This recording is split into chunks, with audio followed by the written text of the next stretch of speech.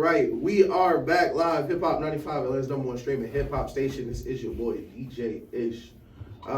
Mid-February, man. Time's flying. Yeah, man. Time is flying. We've been through the Super Bowl All-Star Weekend and a Marvel movie within a week. So it's been crazy. Shout out Ant-Man. And I dropped the mixtape. Shout out to the love tapes. No God, go get that. So it's been a lot going on, man. We've been working, man. Having a good time. Up on all platforms, as you know. Shout out to Apple, Spotify, Anchor. Even though Anchor got a little weird, so over the we did the show last Wednesday. On Thursday when I was trying to upload it. They logged me out of Anchor, so usually when I just log in, it pulls up the account. Yeah. And it logged me out, and I was like, forgot password, blah blah blah. I was like, whatever, because I don't know the password. I made the Anchor account 2 years ago. Yeah. And apparently I clicked on, you know how sometimes when you sign up for something, Apple will just give you a random ass email? Yeah. So you my email. Yeah. Yes.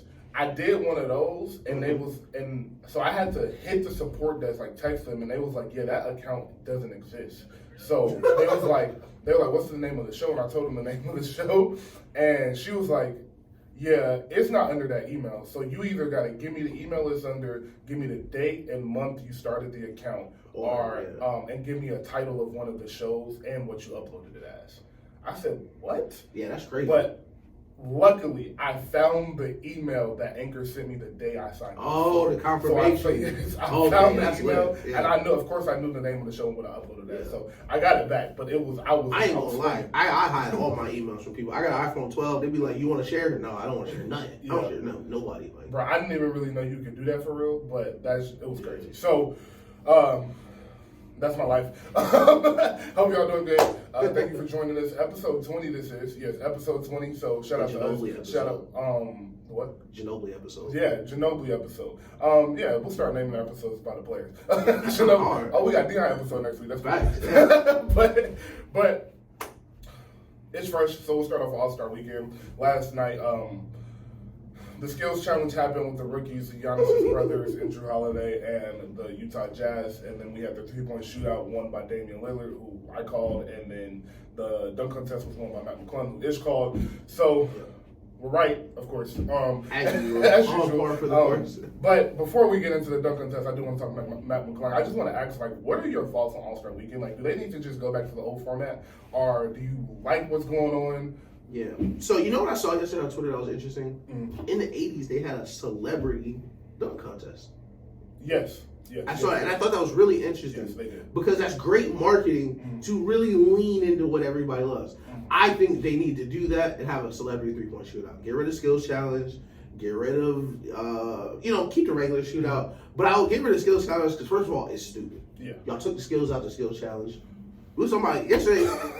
What? Back in my day, that bounce pass meant something. Yo, that shit used to separate the men from the boys because a lot of y'all favorite players could not come down and make a two-hand bounce pass. That was real funny. Listen, that three-point shot and that bounce pass changed a lot. Yes, it did. You took all the skills out. It's so lackluster. It is. It's super lackluster. So I think they should do that. I would much rather watch celebrities shoot threes versus each other for charity or something than watch the non-skills challenge. Because you tried to fix it by we're going to do bigs and guards. But that, it's just a race. There's no way you can make this a race where the fastest people are not going to win. Yeah.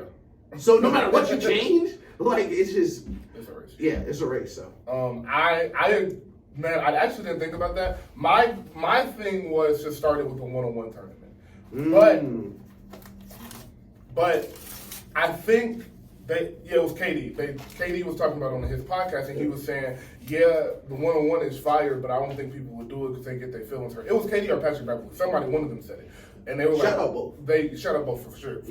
But they were saying that the players would get their feelings hurt. These egos and social media has really hurt these players' pride. In 2005, you would have introduced a one-on-one tournament. Yeah. Kobe, T-Mac, Vince, Braun, Melo, all of them would have done it. And you know what else? Carrying back on that point, they were man, Matt McClung brought the dunk contest back. No, he didn't. No. What he did is bad for the dunk contest. It actually is. Because you know what niggas was looking like? Niggas y'all was damn, what if I fuck around and miss a dunk? I lose to Matt McClung in the dunk contest. Exactly. Exactly. It can happen. And it sure will happen because he ain't even come close to missing nothing. Literally. But yeah, so I really just think the issue is,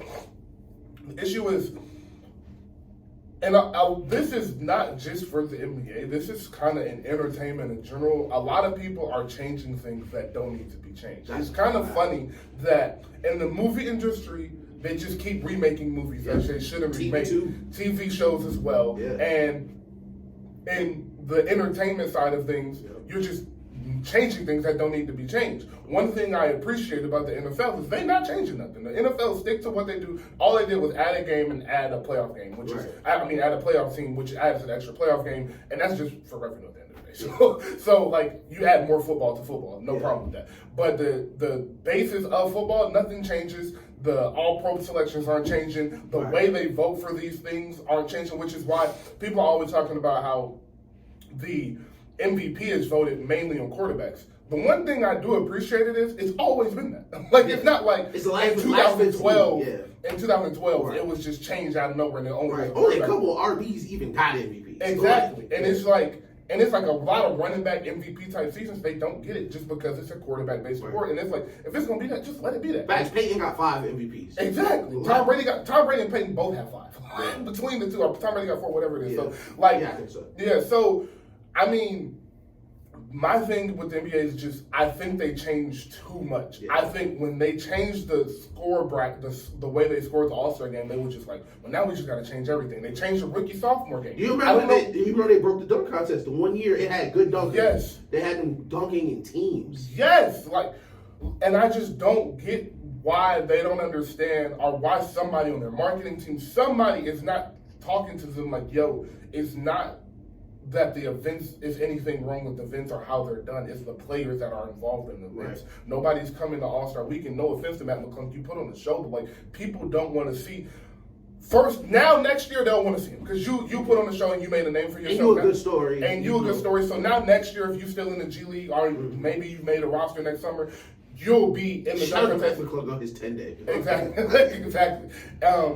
Now you'll be a name and it'll be a story. And now it'll be like, all right, well, Zion, because Zion said he'll think about doing it next year if he's healthy and things. So it's like, well, if Zion does it, then if Zion does it, is Aaron Gordon like, all right, I'll do it. Yeah. But now, if you do have Zion and Matt McClung, are you like, now I don't even want to do it because obviously those two are going to be the finalists. So that's the fun part of the dunk contest. It's like, let it be the format. The skills challenge, same thing. The skills challenge format was good. If you're not going to replace it and do the celebrity 3-point contest, which I think is a phenomenal idea, because I think y'all can keep that one. Y'all can keep I that one. I think a lot of celebrities will have enjoyed doing that. Because there's a lot of like Kevin Hart would do it. Jimmy Kimmel, just funny people. And you can bring the 3-point line in, like put the high school 3-point line. You don't even got to do it if you want to do it like that. Bring some WNBA players, things of that you get them some exposure, or you can bring some college players or old college. Listen, I'd like to see Reggie Miller get up. I was about to say Reggie Miller, Ray Allen. Like, it's so many things, it's so many people you could bring with a celebrity 3-point contest. So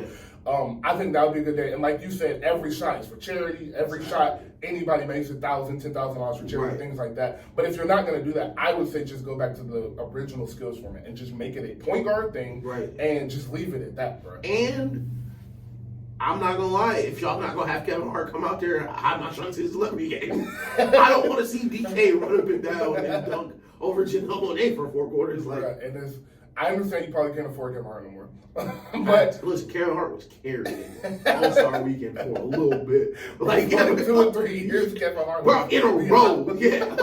He was the highlight of the weekend. But I definitely think that the skills challenge definitely either needs to be done away with and replace a celebrity dunk contest with some football players, some old athletes, or put the rim on 9. Put the rim on 9 and do a celebrity dunk contest, or do a one-on-one, do horse again. The year they did a horse with KD and Joe Johnson. Yeah, I rock the great. Yeah. So something like that, or just make the skills challenge back to what it is, because it's stupid. But also, I wanted to ask you about the rookie All-Star G League, whatever the hell that was. Bro. What is the point? Back in my day, you used to for real be able to sit down and watch All-Star Weekend in general, top to bottom. I would never go watch an All-Star Weekend in LA in the rookie game and John Wall threw that bounce pass alley-oop to Blake Griffin when it was just rookies and stuff. Like, that is what All-Star Weekend is. I know what they trying to do with the G League. They got pressure on the NCAA. We got to push these players. We got to, we made promises to them that, they'll get NBA-type treatment. But All-Star Weekend is just bleeding attention. Especially, it's such a missed opportunity because how much basketball is already talked about. Yes. Basketball is already the most prominent social media sport, per se, with so many different accounts covering it, everybody talking all at once. For you not to, pun intended, for you not to slam dunk All-Star Weekend every year, right after the Super Bowl, no football to compete with, no baseball stuff, this should be a home run every single year, and it's just not. I don't understand, I really don't, because this is your weekend. Yeah. And the thing about All-Star Weekend is it's no other weekend like it in the 4 major sports in America. Exactly. So it's not like there's a football All-Star Weekend that you compete and win and trying to be different than. And the baseball All-Star Weekend is completely different. The home run derby is its own thing in itself. That's pretty much the main thing of that. It's not 4 or 5 different events, a 3-day weekend thing. And the All-Star game isn't as... If you're a real baseball fan, of course it is. But if you're just a casual person can sit, like Taylor's going to watch the All-Star game with me tonight and have a great time watching it because of the skill set you'll be able to play. The baseball, if the baseball All-Star game, the pitchers were throwing 75 miles an hour every play, and so it was just a bunch of hits back to back, a lot more people would be entertained. But it's not that. It's a real game because it determines your seeding later on in the season, which doesn't make any sense to me. It never has. But the All-Star game... I think whoever wins the World Series hosts whoever wins the All-Star game hosts the World Series. That's just crazy. It doesn't make any sense. So it's a real competitive game. Imagine making the World Series and you don't got no All-Stars. And them niggas lost. Bro. So now we just don't got home. It's so stupid. It's y'all state. It's so stupid. I hate baseball. What makes baseball a sport? What specifically determines baseball from a sport versus an activity? Because that just sounds stupid. Bro, it's so stupid, bro. And the NHL is has their All-Star Weekend, if you didn't know, but it's NHL. So it's completely different from basketball. Just let that be. For sure. So my point is, out of your target audience, I would say the 3 major sports between baseball, football, basketball, because that's kind of all the same people. Nobody has a weekend like this, especially with the celebrity that you're able to draw. Every year last year was Lil Wayne and DJ Khaled. This year was Michael B. Jordan, Jonathan Majors, 21, Fat Joe. You're able to bring the stars out. Post Malone and Burna Boy and Tim's are performing tonight. You're able to bring the stars out. People want to be seen, and but it looks good for the brand of the NBA when you have all of the stars. Because it used to be the dunk contest was prime Shaq, prime KG, prime Bean, prime Vince, prime all of them sitting courtside instead of a bunch of rookies. And we talked about that on the pod, when seeing other NBA stars enjoying All-Star Weekend too. Yes. I don't want to, shout out Jimmy Butler. Jimmy Butler in Argentina right now. Jimmy Butler in Argentina, bro. In Argentina. Bro, it's All-Star Weekend, bro. This is supposed to be one of the biggest nights of the year for basketball. We're 50-60% done with the season, getting ready for everybody to come back and play winning basketball. I know a bunch of people are hurt, but, put the fit on. Go to the games. I don't know if it's, listen, it's in Utah. It was mid. We talked about it before we got on the show. Utah have the best reputation for players. That's my thing, bro. And I know everybody has to get an All-Star game, but let me pose this question: do they? What would happen if we didn't give Utah All-Star game? Simple as that. What y'all gonna do? Lead the league? Simple as that. I miss David Stern because what are y'all realistically gonna do? Lead the league? Y'all gonna take your ball and go home? There's gonna be no more Utah Jazz. Come on, bro. Y'all be fine, cut them a check or something. But every year that you have an All-Star game in Utah or Indiana, Portland, you're throwing money down the drain. You're pouring money away. The Cleveland All-Star game last year made sense to me because Bron was like this is Bron's career is just winding down as a whole. Steph and Bron are both from Ohio. Exactly. Like it made sense, and that's the one. Like Cleveland has basketball and football. Yeah. That is what they do. They're a sports city. Right. Cleveland, they have basketball, football. Ohio State football. Michigan is right next to it. So that's a real sports city. Like Utah, and like the people that play in Cleveland love Cleveland. Facts.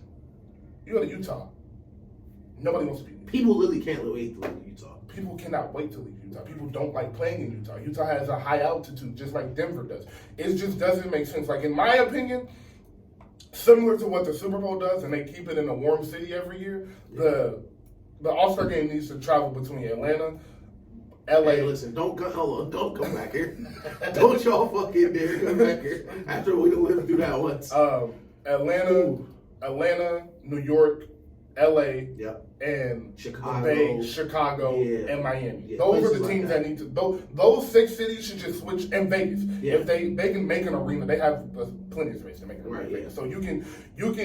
Those 7 cities need to host an All-Star game every single year, and maybe every 8th or 9th year you throw it to one of the smaller cities. But if you want the stars to be there, these stars have hundreds of millions of dollars. Tens of millions of dollars. They're not coming to Utah for their 1 week they have off in between this 82-game season, 100 plus for some of them. So, All-Star Weekend for the fans. Why I'm going to Utah when I hate the fans? Who I'm going to see?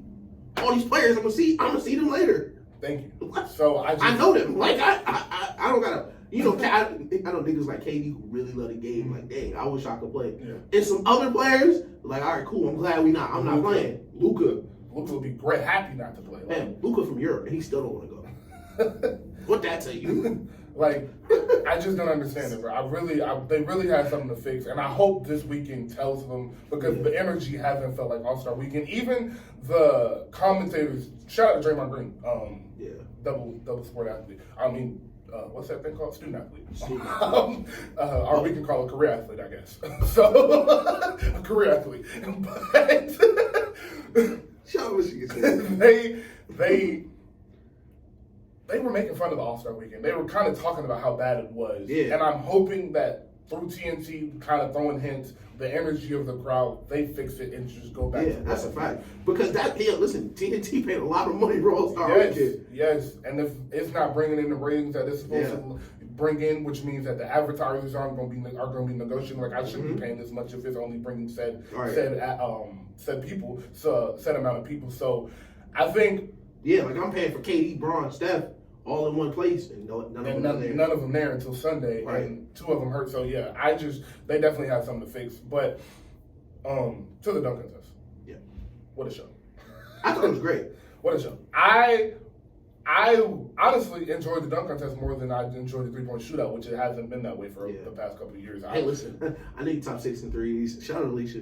Jason Tatum, you got to stop getting up there. Yeah, please stop. Come on, bro. That's not what you do. Come on, Tatum, dog, please, bro. That's not what you do. And listen, I don't want us to sound like old men, but stop changing stuff in the 3-point contest. Start in the corner, finish in the corner. What are we doing? Like, you not a good shooter. You can't start there. You shouldn't be in the contest. Nah, bro. I don't know what that is. So don't Jason Tatum. No, don't do that again. You're not that type of shooter. You're not a catch and shoot shooter for real. So just if they do a 1 dribble pull up 3-point contest, join that shit for sure. Side step back 3-point contest. Yeah, hell yeah. But just put the racks out there, Tatum. I didn't watch Jason Tatum lose 5 3-point contests. That's not your game, twin. That's not your game. It's cool. We love you. You a dog. Like and Tatum really love the league, bro. And a lot of the All-Stars were in the 3-point contest because that's supposed to be like the biggest show now. But you gotta stop picking up that call. Yeah, stop picking up. Do the dunk contest. Like, maybe not. Don't do that either. Just. You know what? Do the skills challenge. Do the skills challenge. Do the last skills challenge. Do the last skills challenge ever next year because they're not doing it again. And right, you Jason Tatum. You don't got to do every 3-point contest. Bro. It's okay, bro. You can say no. You are Jason Tatum. You him, bro. For real. Ask Jaylen Brown to do it because that's not your bag. It's truly just not your bag, twin. I love you, bro. You that guy, bro. Like I feel bad having to. I have watched him lose so many 3-point contests. It's crazy, bro. And to make us watch Julius Randle shoot jump shots. That was wrong. That was they set him up, bro. That was not cool, bro. Like, for real. I'm not joking. Like, that wasn't cool to me, bro. Like, it's so many other shooters they could have called. He's not even the best shooter on his team. He's not even the best shooter on that roster. Like, whose idea was that? Y'all, listen, everybody, listen. I don't think Jalen Brunson was snubbed. Everybody like Jalen Brunson got snubbed. He should have been a 3-point. Bro, that's him. Yeah. That was Tom Thibodeau. Tom Thibodeau called the front office. It was like, hey, make this nigga do it. You know what it was? He be in practice like, you should stop shooting. He's like, no, I got it. Shoot this motherfucker. He can't shoot. But an even worse performance was Kevin Huerter. Itch told y'all he hadn't made a shot off since the year started. I told that motherfucker, he got up there and was just throwing that bitch towards the rim. Listen, the calendar changed. Kevin Huerter forgot how to hoop. Kevin Huerter just turned up. Like, all right, that's enough. Did my part. Bro, I think you might need to take that headband off, bro. You might need to wear a shooter sleeve or something, bro. What he had, 6? Bro, Kevin Huerter was crazy. I would have went out there and he could have did that left-handed. He could have did that shit left-handed, boy. You a shooter, you went out there and did worse than Julius Randle, boy. And I'm talking about they finna make the Western Conference Finals. They shooter, bitch can't shoot. It's crazy. It's KD's fault. KD called that nigga Klay Thompson, and he been trash ever since. Oh my god! It's like the minute them words hit airwaves. Like, no. They was like this last record important. Clank, clank, clank. That is crazy, bro. Listen. No practice at all. 6 is unacceptable. 6 is unacceptable, bro. You're in the NBA, dude. 6. You got a shot that counted 3 points. You got 6 points on 2 shots to win. So what you use the rest of the time for? Like, I just want to ask Kevin, what you use the rest of the time for? Because you only scored 6. What were you doing? Oh my god! But shout out Kevin Huerter, man. Shout out Kevin Huerter. But the dunk contest. So Matt McClung put on a show. I was actually very entertained by Trey Murphy as well. Jericho Sims, I don't ever want to see you do nothing again. I don't like basketball. Why? Me how? I'm Jericho Sims. I don't want to see you nowhere near All-Star Weekend ever again, I swear. They need to learn Mandarin. And I don't know what Kenyon Martin Jr. did that second dunk. That boy brought out a weighted basketball. What am I supposed to do with that information, Kenyon? That the basketball is weighted. Like, what am I supposed to do now that we know that? That nigga brought that shit out of one of them the trays they be putting the fancy food on. That bitch got steamed. Like, what, Kenyon, what are we supposed to do with that? Like, dog, what was that for? Kenyon Martin up there with John Collins. Dog, what were you doing? Bro, did a backwards dunk. Yeah, I just, man. It is 376 high school players in Georgia that can do that dunk. I was thinking, man, maybe they should extend the first round so that people get more chances. Nah, because then you get people like him. Like, we gotta get you out. You know what, bro? I figured out how to fix the dunk contest. You should have to qualify for the dunk contest. That's kind of fire. You should have to qualify for the dunk contest. And if you qualify, then you can participate in the actual dunk contest. They should invite like 6 or 7 dunkers. And you can qualify throughout the season. Mm-hmm. Like, yes. You know, listen, I know it's a busy season. You know, fit it in when you can. 2 dunks. 2 dunks.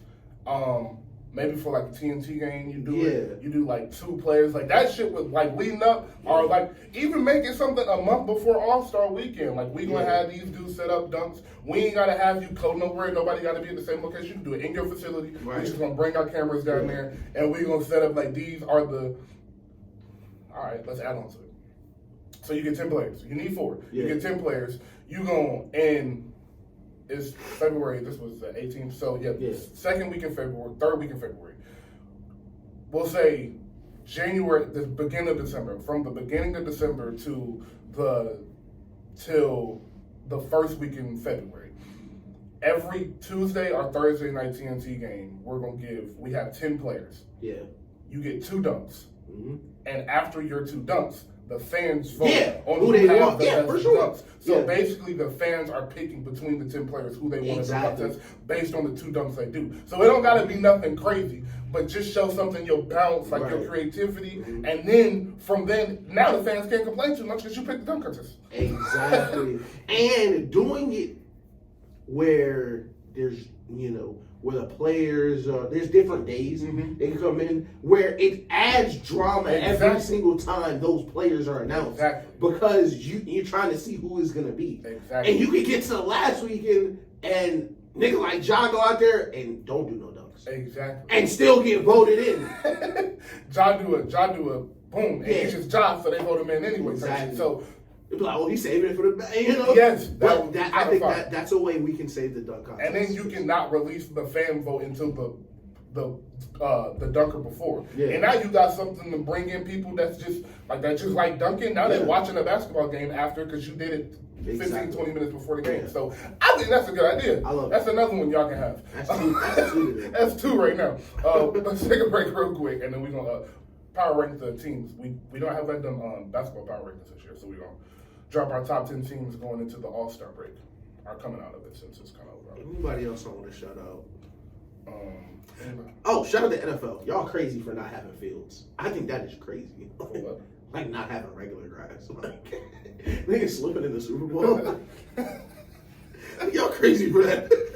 Umbrella sample in the background. Shout out Rihanna. Album on the way. We definitely talk about that later. But this is the radio show about nothing. Welcome back, gang. Show about nothing coming to you live from the real city of Atlanta, you feel me?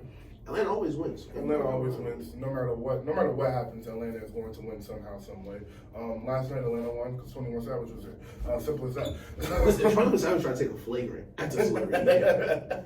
First foul of the game. Shout out to 21, man. Shout out to 21. So, going into the All-Star break, I was like, we ain't done top 10 teams in the NBA yet. So we're doing a little power ranking going into the All-Star break. Now, these are not necessarily just what I have seen from the teams. It is more so what I have seen from the teams and what I have seen from the teams and what I think I will see throughout the rest of the season going into the playoffs. We'll probably do another list.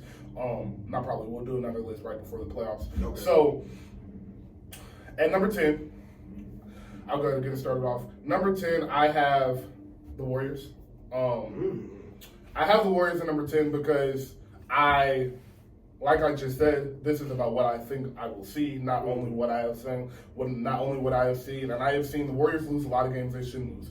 I have seen them not be healthy. Their main starting 5 of Clay, Steph, Wiggins, Draymond, and Looney have only played 27 games together. But in that 27 games together, they are still the best started. They are the best 5 offensively and defensively by a mile. And I think once they get healthy, which I think they will get healthy, the reason I am trusting their health is because the one person's health I was really worried about is Clay. He has been perfectly fine. Played back-to-back for the first time. Steph, that's a big deal. Both of Steph's injuries have just been freak accidents, so I'm confident that if a freak accident happens, then it happens. But I'm confident that I'm not going to say the season is over. Right. I think you can only do so much with people running into his legs. Exactly. So running into your leg and you swipe down on the ball and break your shoulder. So it's like freak accident. And then Wiggins was his ankle is fine now, and he was sick the last couple weeks, so that was why he's been out. So I think their health will get together. Once their health gets together, Gary Payton gets back. I love their first 5 more than any 5 in the league. And I like their first 3 pieces off the bench with Dante, Gary Payton, and Jordan Poole a lot. And Kuminga, whoever they choose between Kuminga, JaMychal Green, or Moody, I'm okay with. So I have them at 10. By the end of the season, they'll probably be in the top 5. Okay. Who do you have at 10? I have Memphis at 10. Okay. So I have Memphis at 10. Started off hot early in the year, but on a tailspin in the West. Yes. And they have a target on their back. You don't like putting a target on your back in the West, especially when you've never won the West, and there's people in the West who never lost a playoff series in the West. But you know, you know, I got them at 10 because I still think they'll be a playoff team. I think they'll be dangerous to whoever they play, but they are definitely on the downslide of this top 10. Where earlier in the year they'd be a top 5, 6 team probably. Yes, I agree. So at 9, I have Phoenix. Again, projections, what I think. KD has gotten hurt. Unlike Steph, they have not been freak accidents. They have been knee and leg injuries, as you know.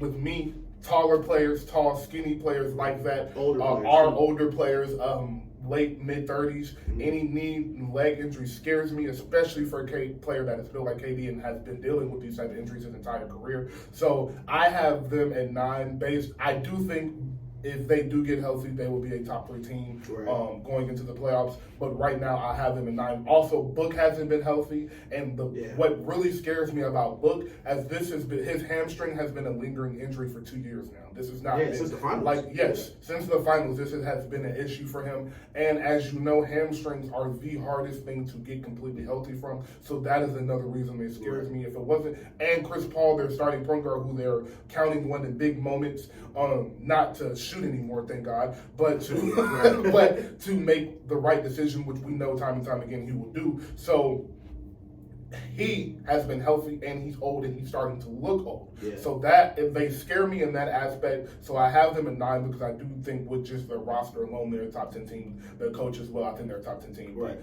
at 9 is where I have them right now. Right. So at 9, I have the Clippers. Okay. So I like the Clippers roster a lot. They upgraded. What is the white guy's name? I'm completely blanking on Kennard. They upgraded Kennard, who's just a bomb on defense, great shooter.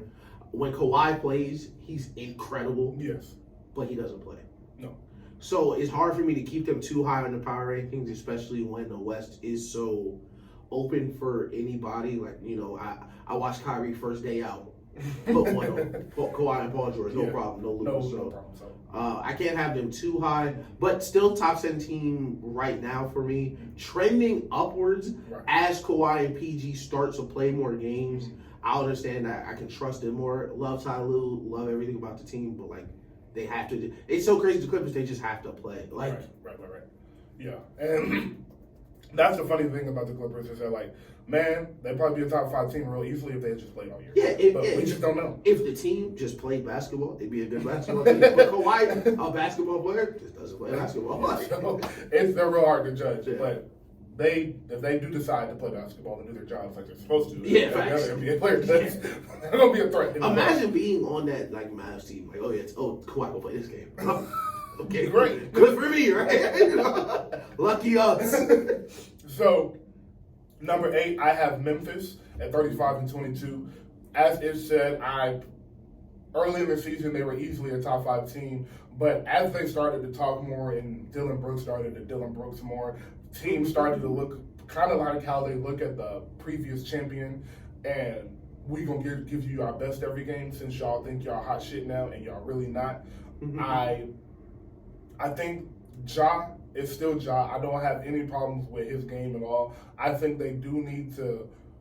Somebody over the break needs to speak to Dylan Brooks and let him know he is the 5th option. Yeah, he thinks. Yeah. He is the 5th option. I'll talk to him. There's no reason Dylan Brooks should ever shoot more than 10 times in a game, and I'm being so serious. That is the fault of their offense. That and Jaren Jackson not being able to stay in foul trouble are going to be why they get bounced in the first round this year. Because they're going to have to play either the Lakers or the Warriors in the first round, and I think that'll be the 7th, 8th seed, maybe the 6th. So Clippers, Mavericks, they're going to have to play a real hard team in the first round, and I don't think they're going a tough team. A veteran team. A veteran team that they're not going to beat. So I think they get first round this year, and it's because Dylan Brooks shoots too much and Jaren Jackson fouls too much. Once those two things, I think Dylan Brooks has to go. I honestly think if that coach has some balls, Luke Kennard would take the minutes and you sacrifice that defense for offense. And you start to bring Dylan Brooks off the bench. Now they can play the same amount of minutes. They can both play 24 minutes, 26 and 22 minutes, something like that. Right. But I don't think Dylan Brooks needs to play as much as he does. No, that's a fact. I definitely agree. So you're 18. So I have hold it on, faith. I got 2 minutes on the Timberwolves, man. Listen, they got off to a rough start, But I really like the Mike Conley trade. The more I look at it, the more I really like the Mike Conley trade. Listen, the contract's going to be up. You'll be able to move off of it. They got a pretty consistent team. I like removing D'Lo and inserting Mike Conley, a real calm presence, a real OG presence. We talked about they need someone to just everybody relax. Shout out Ant. Ant hasn't missed a game, playing the best ball of his career. And they snuck up to like the 9th A seed, and anything's possible in the West. They're definitely the A seed. If I had to guess just real quick, I would assume looking at the teams right now, I don't think that top 6 is changing. I think the Warriors made their bed and they're going to have to lay in it and play in that play-in game. I do think the Warriors get to the 7th seed and have home court advantage against the Timberwolves. I do think the Timberwolves stay in the 8th seed, but I think the Pelicans drop all the way. Zion out that long. I think the Pelicans drop to 9 and the Lakers eventually get to that 10th spot, and that's the play. And the 1 through 6 kind of stay the same. Maybe the Mavericks and jump up to 2 spots. But unless the Warriors go on a 10-12 game win streak, I don't see them making it out of the play. Listen, they can. They're a game and a half back in the Mavs now. Yes. So, I mean, between the Suns and the Trailblazers, it's like 3 games. Yes, which is insane. Which is insane, bro. That is the 5th and 12th seed. There was 3 games between. So I definitely think the Warriors could get out of the play-in. The Timberwolves as well. Yeah. But I think at the clip the Mavericks and the Suns are about to start winning at without Steph, because Steph is probably going to be out. He gets reevaluated on Tuesday, I think, and he'll probably be out for 2 more weeks. So if he's out for 2 more weeks, that's another 5 or 6 games without him. They'll probably go 500 in that span. And I think in those spans, that's when the win streaks will start, and that's why they won't make it. But I hope I'm wrong. No, definitely. And I like what, just to hit back on the Timberwolves, I like what I saw. I watched the Mavs-Timberwolves game, and I was very happy to see how downhill Anthony Edwards has become. Yes. He's still shooting the 3, still shooting it at a pretty efficient clip for coming off the dribble, taking the type of shots he does. But teams in the West that don't have a big man need to be very wary of the Minnesota Timberwolves. Yes. Because I watched the Mavericks play great defense, and he was just bigger than everyone down there by the time he got to the rim. Yes. So teams like the Suns, hey DeAndre, Nikola Jokic, Golden State with Looney, anybody who Anthony Edwards feel like he can hit 2 feet off and just go up with, which is basically any big in the league, I feel like they would have at least a puncher's chance against, especially if Mike Conley can, because he's playing terrible, but if he can just keep them focused, he was like 0 for 4 in like 30 minutes. I'm okay with that. Yeah. You can play trash. Yeah. I'm fine. We don't need you to do that. I just need you to make sure that Rudy Gobert not the leader of this team. Yes. That's really all we need. 100%. Yeah. So, and by the way, Anthony Edwards is shooting 7 threes a game, and he's at 36%. So that's not bad at all. Yeah. I would like to get that down to 6 threes a game, 6 even. It's 7.3 right now. I like that to get 6 even and stay at 36 to 38%. But I'm not complaining about Edwards' shot selection when Rudy Gobert is supposed to be your second option right now. His cat been out all season. So that's a fact. Ed has been leading this team, and he's a third-year player, so he has expecting too much. And listen, I talked about it last year. What needs to happen for this team to move forward? He got to be the number 1 for sure. And you know what? Cat see it every night. He's seeing what a number 1 look like. Exactly. Yeah. That's what a number 1 look like. Exactly. So if they can Cat back and Cat can be step back into that number 2 role and play that role efficiently and get down there and play bully ball instead of shooting threes, they'll make some noise for sure. The West playoffs is gonna be crazy. Yeah. So at number 7, I have sleeper picks, the Cavaliers. Okay. So at 38 and 23, I love everything I've seen from them. Donovan Mitchell and Darius Garland have both been a little hurt back and forth here. Yeah. They have that small guard lineup. The 2 starting small guards. The last one I remember making some real noise is Chris Paul and JJ Redick, but they never made it to the Western Conference Finals. But they're a great regular season team, so that does scare me about that fact. But what they didn't have what those Clippers teams didn't have that the Cavaliers do is an Evan Mobley, who may not be as more talented than Blake Griffin, but he is a way better defender. He can knock down the shots. And then they have a DeAndre Jordan-esque player in Jared Allen, so that is insane. And I think, everybody would know, I think even JJ Redick would admit Donovan Mitchell is way better than JJ Redick was. So that is Shout out JJ Redick. That is a great team. Defensively, they look great. I understand them buying out Kevin Love because he had fell out of the rotation. Yeah. I love the rotation. Karis LeVert, Isaiah. That was crazy. Isaiah Okoro. I think their team is incredible. I think they will easily win a first-round series. That series against either Philly or Milwaukee is going to be amazing. I would love to see them play Milwaukee and see how they deal with Giannis because they do have a great coaching staff over there. They have excellent home court advantage. So I think right now 7 is where they should be because I think the teams that have them are a little bit better right now. Listen, I rock with it. The Cavaliers will make an appearance later on my list for sure. At 7, I think I'm going to have the Suns. I'm going to have the Suns. Of course, I think their high ceiling could be they win a championship 4-1 and no one competes with them in the playoffs because they just beat the brakes off of everybody. Of course. But their floor is also very scary because what you mentioned with the injuries and now their lack of depth because of the trade. Mm-hmm. So if Chris Paul goes down or D-Book D-Book gets hurt, there isn't, Cam Johnson, Mikal Bridges, Jay Crowder, all these elite wings that you can plug and play with. Mm-hmm. And you're relying on players who all have a very extensive injury history to this point. Yes. Chris Paul, we know, universal law, he's going to fail some way. He's going to get hurt in playoffs. It happens every year. You can bet your bottom dollar on it. That something's going to happen to Chris Paul where he's not going to be on the court in a pivotal moment in a pivotal series. No, his shoulder went out of place, bro. His shoulder just fell out of place, like meat off a turkey. It's crazy, bro. I don't know what Chris Paul did. Shout out to Chris Paul. D-Book hamstring's been a problem. And their defense is worrisome because if D-Book goes down, or even if, they're all still playing together, having a really bad defense can hurt your offense because even if your offense is amazing, if Lucas is down for 5 minutes and your defense is so bad that Kyrie scores 12 in those 3 minutes, it doesn't matter how good your offense is anyway. At some point, when you play these teams, you're going to have to play defense. And if you make it out the West, you for sure going to have to play defense in the finals. Because Boston, playing defense. Cleveland, they make it playing defense. Giannis, oh God, they can't. Drew Holiday can't wait to pick Chris Paul up full court again. So their floor is worrisome, but their ceiling is so exciting. So I think 7's a really good point for them. I think they got to get some. Of course, they got to get some players back. KD got to get on the floor. We got to see what KD is going to bring. And I think the most important part of this team will probably be the worst of their stars, which is Aiden. Yes. Aiden is first you're gonna get less shots, and you have to do some real. He's already dirty had work. an attitude. All right, you already had attitude, but now you have to do some real dirty work.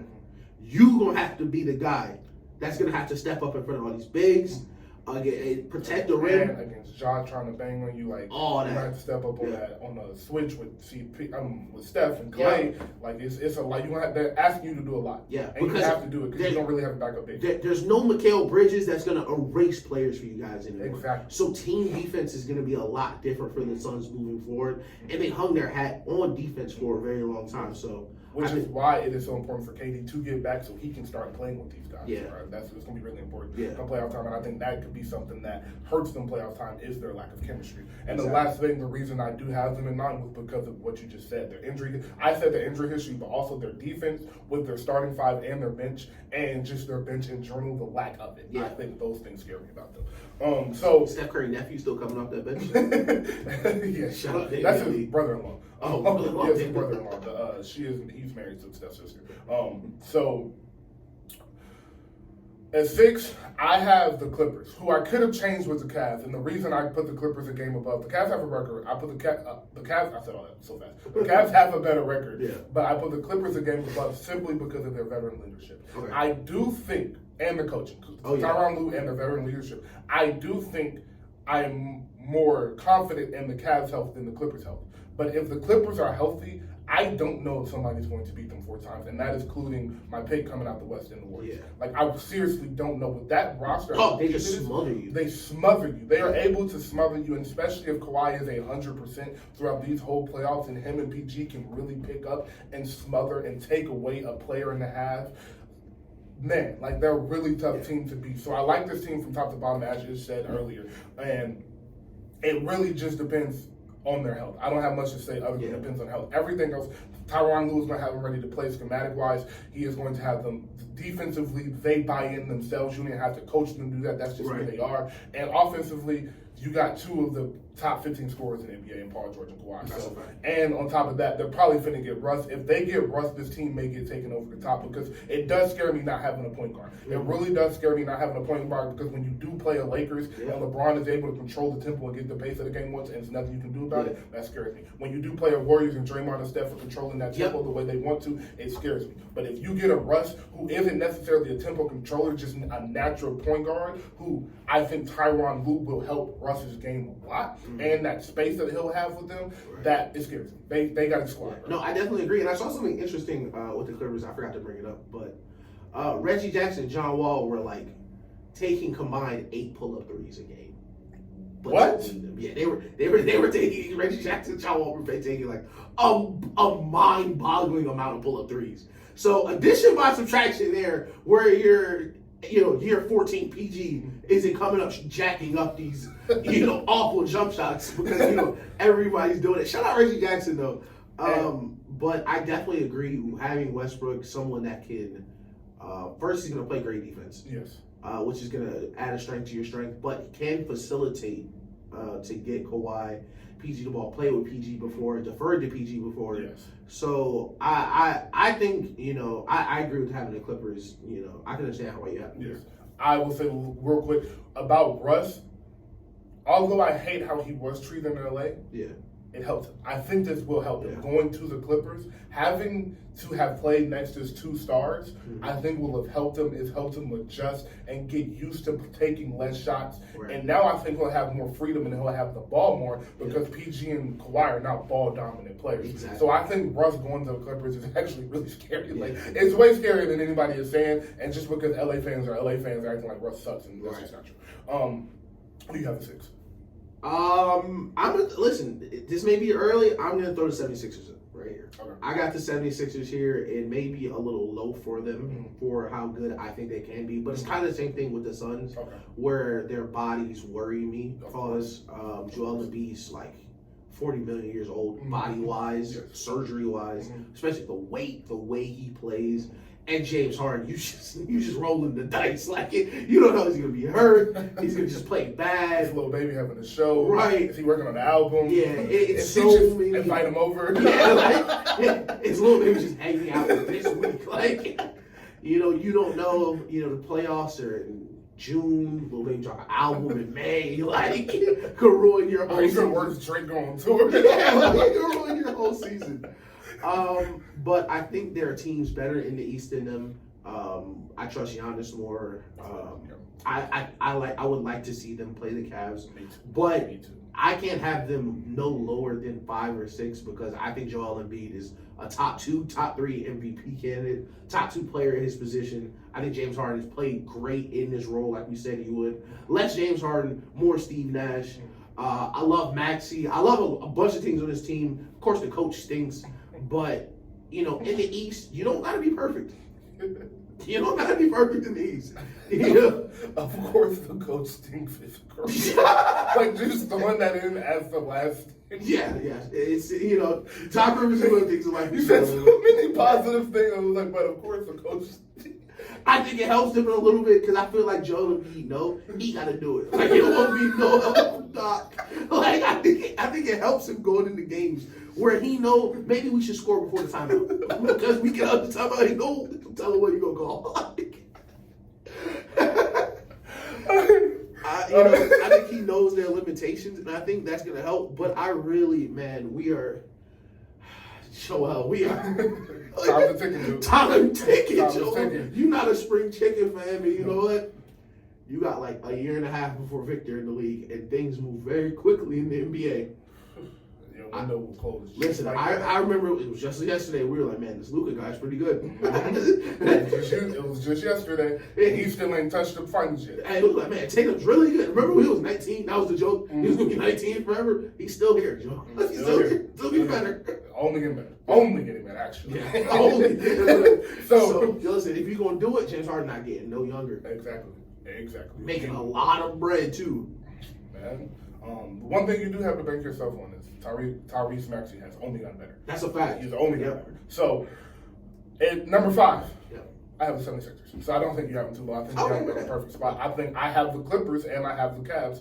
I have them above the Cavs because of the experience. Yeah. I have them above the Clippers because the West is just a lot tougher than the East. If the Clippers were in the East, they would be at this 5 spot. But because the West East is a little bit weaker, I have the 76ers here. I think matchup-wise, I definitely think they get a favorable first-round matchup and get the Cavs. They can beat the Cavs. Now, if they see Giannis in the second round, it might be curtains for them. But Giannis running through Philly would be nasty. Yeah, it might be curtains for them. They got to see Giannis in the second round. But the same thing you said, bro, I pretty much piggyback off is Doc scares me. Doc and his lack of adjustments, who Blake Griffin, I don't know if you saw, said something about it. Yeah, that's like his thing. Like, he don't adjust. That's like his thing is crazy. So that being your thing is ridiculous. So the coaching of Doc. Oh, what's your thing? Oh, I'm a bad coach. I'm just a bad coach. So the lack of the coach is the issue, and Embiid's health is an issue. Right. Not so more James Harden. James Harden seems his health has been fine. I won't say worried about his performance. I will say I am interested in his performance because he has been in this role for a year and a half now. You can't say 2 full years because this is kind of what he was doing in Brooklyn as well. Yeah. But when it comes to playoff time and there is a moment where Tyrese is just too young and Embiid is either off, they're doubling and he can't get a shot off, or he's just tired. Yeah. Is James Harden able to flip that switch? Yeah, because if he can't, then that's going to be an issue. Right. But if James can flip that switch for 2 to 6 minutes in the third quarter, late, and as you close, important closing the quarter is in the playoffs. To close the third quarter, to close the half, to close are the 8 to 4 minutes in the fourth while Embiid is getting his rest before he comes back in. Can he jump back into 2015-16 James Harden? If he can, that's a finals team. If he can't, that's at best the Eastern Conference Finals team. So at 5 is where I have them because I got to see that. Who do you have at 5? So 5, this is where I have the Cavaliers. Okay. So I've loved everything I've seen from the Cavaliers. I think they're like the 3rd or 4th seed, but remaining schedule, they have one of the easiest remaining schedules. Donovan Mitchell is going to come back. He's going to be he'll be able to rest over the All-Star weekend. He'll come back having one of his best years. Like you said, they've been trading injuries in their backcourt. Darius Garland, All-Star last year. Donovan Mitchell, perennial All-Star. So their 2 All-Star players have been hurt the entire year. Still a top 4 seed. I love their coaching staff with Jamie Bickerstaff. I love what I've seen from Evan Mobley on defense, improving his game. I like them top to bottom. I like Karis LeVert a lot, especially because Karis LeVert is a little bigger than the average shooting guard, so he does help Darius Garland and Donovan Mitchell when he's replacing one of them as a supplementary wing because he's so much bigger. Yes. He can take these better, smaller point guards, and because of his size and the size they have at the rim, he can affect them more than that. I think they have a great 6, 7, 8-man rotation where they'll go starting 5, Karis LeVert. I think Ricky Rubio's back playing minutes. Yes. Isaac Okoro is playing. I really like their core team.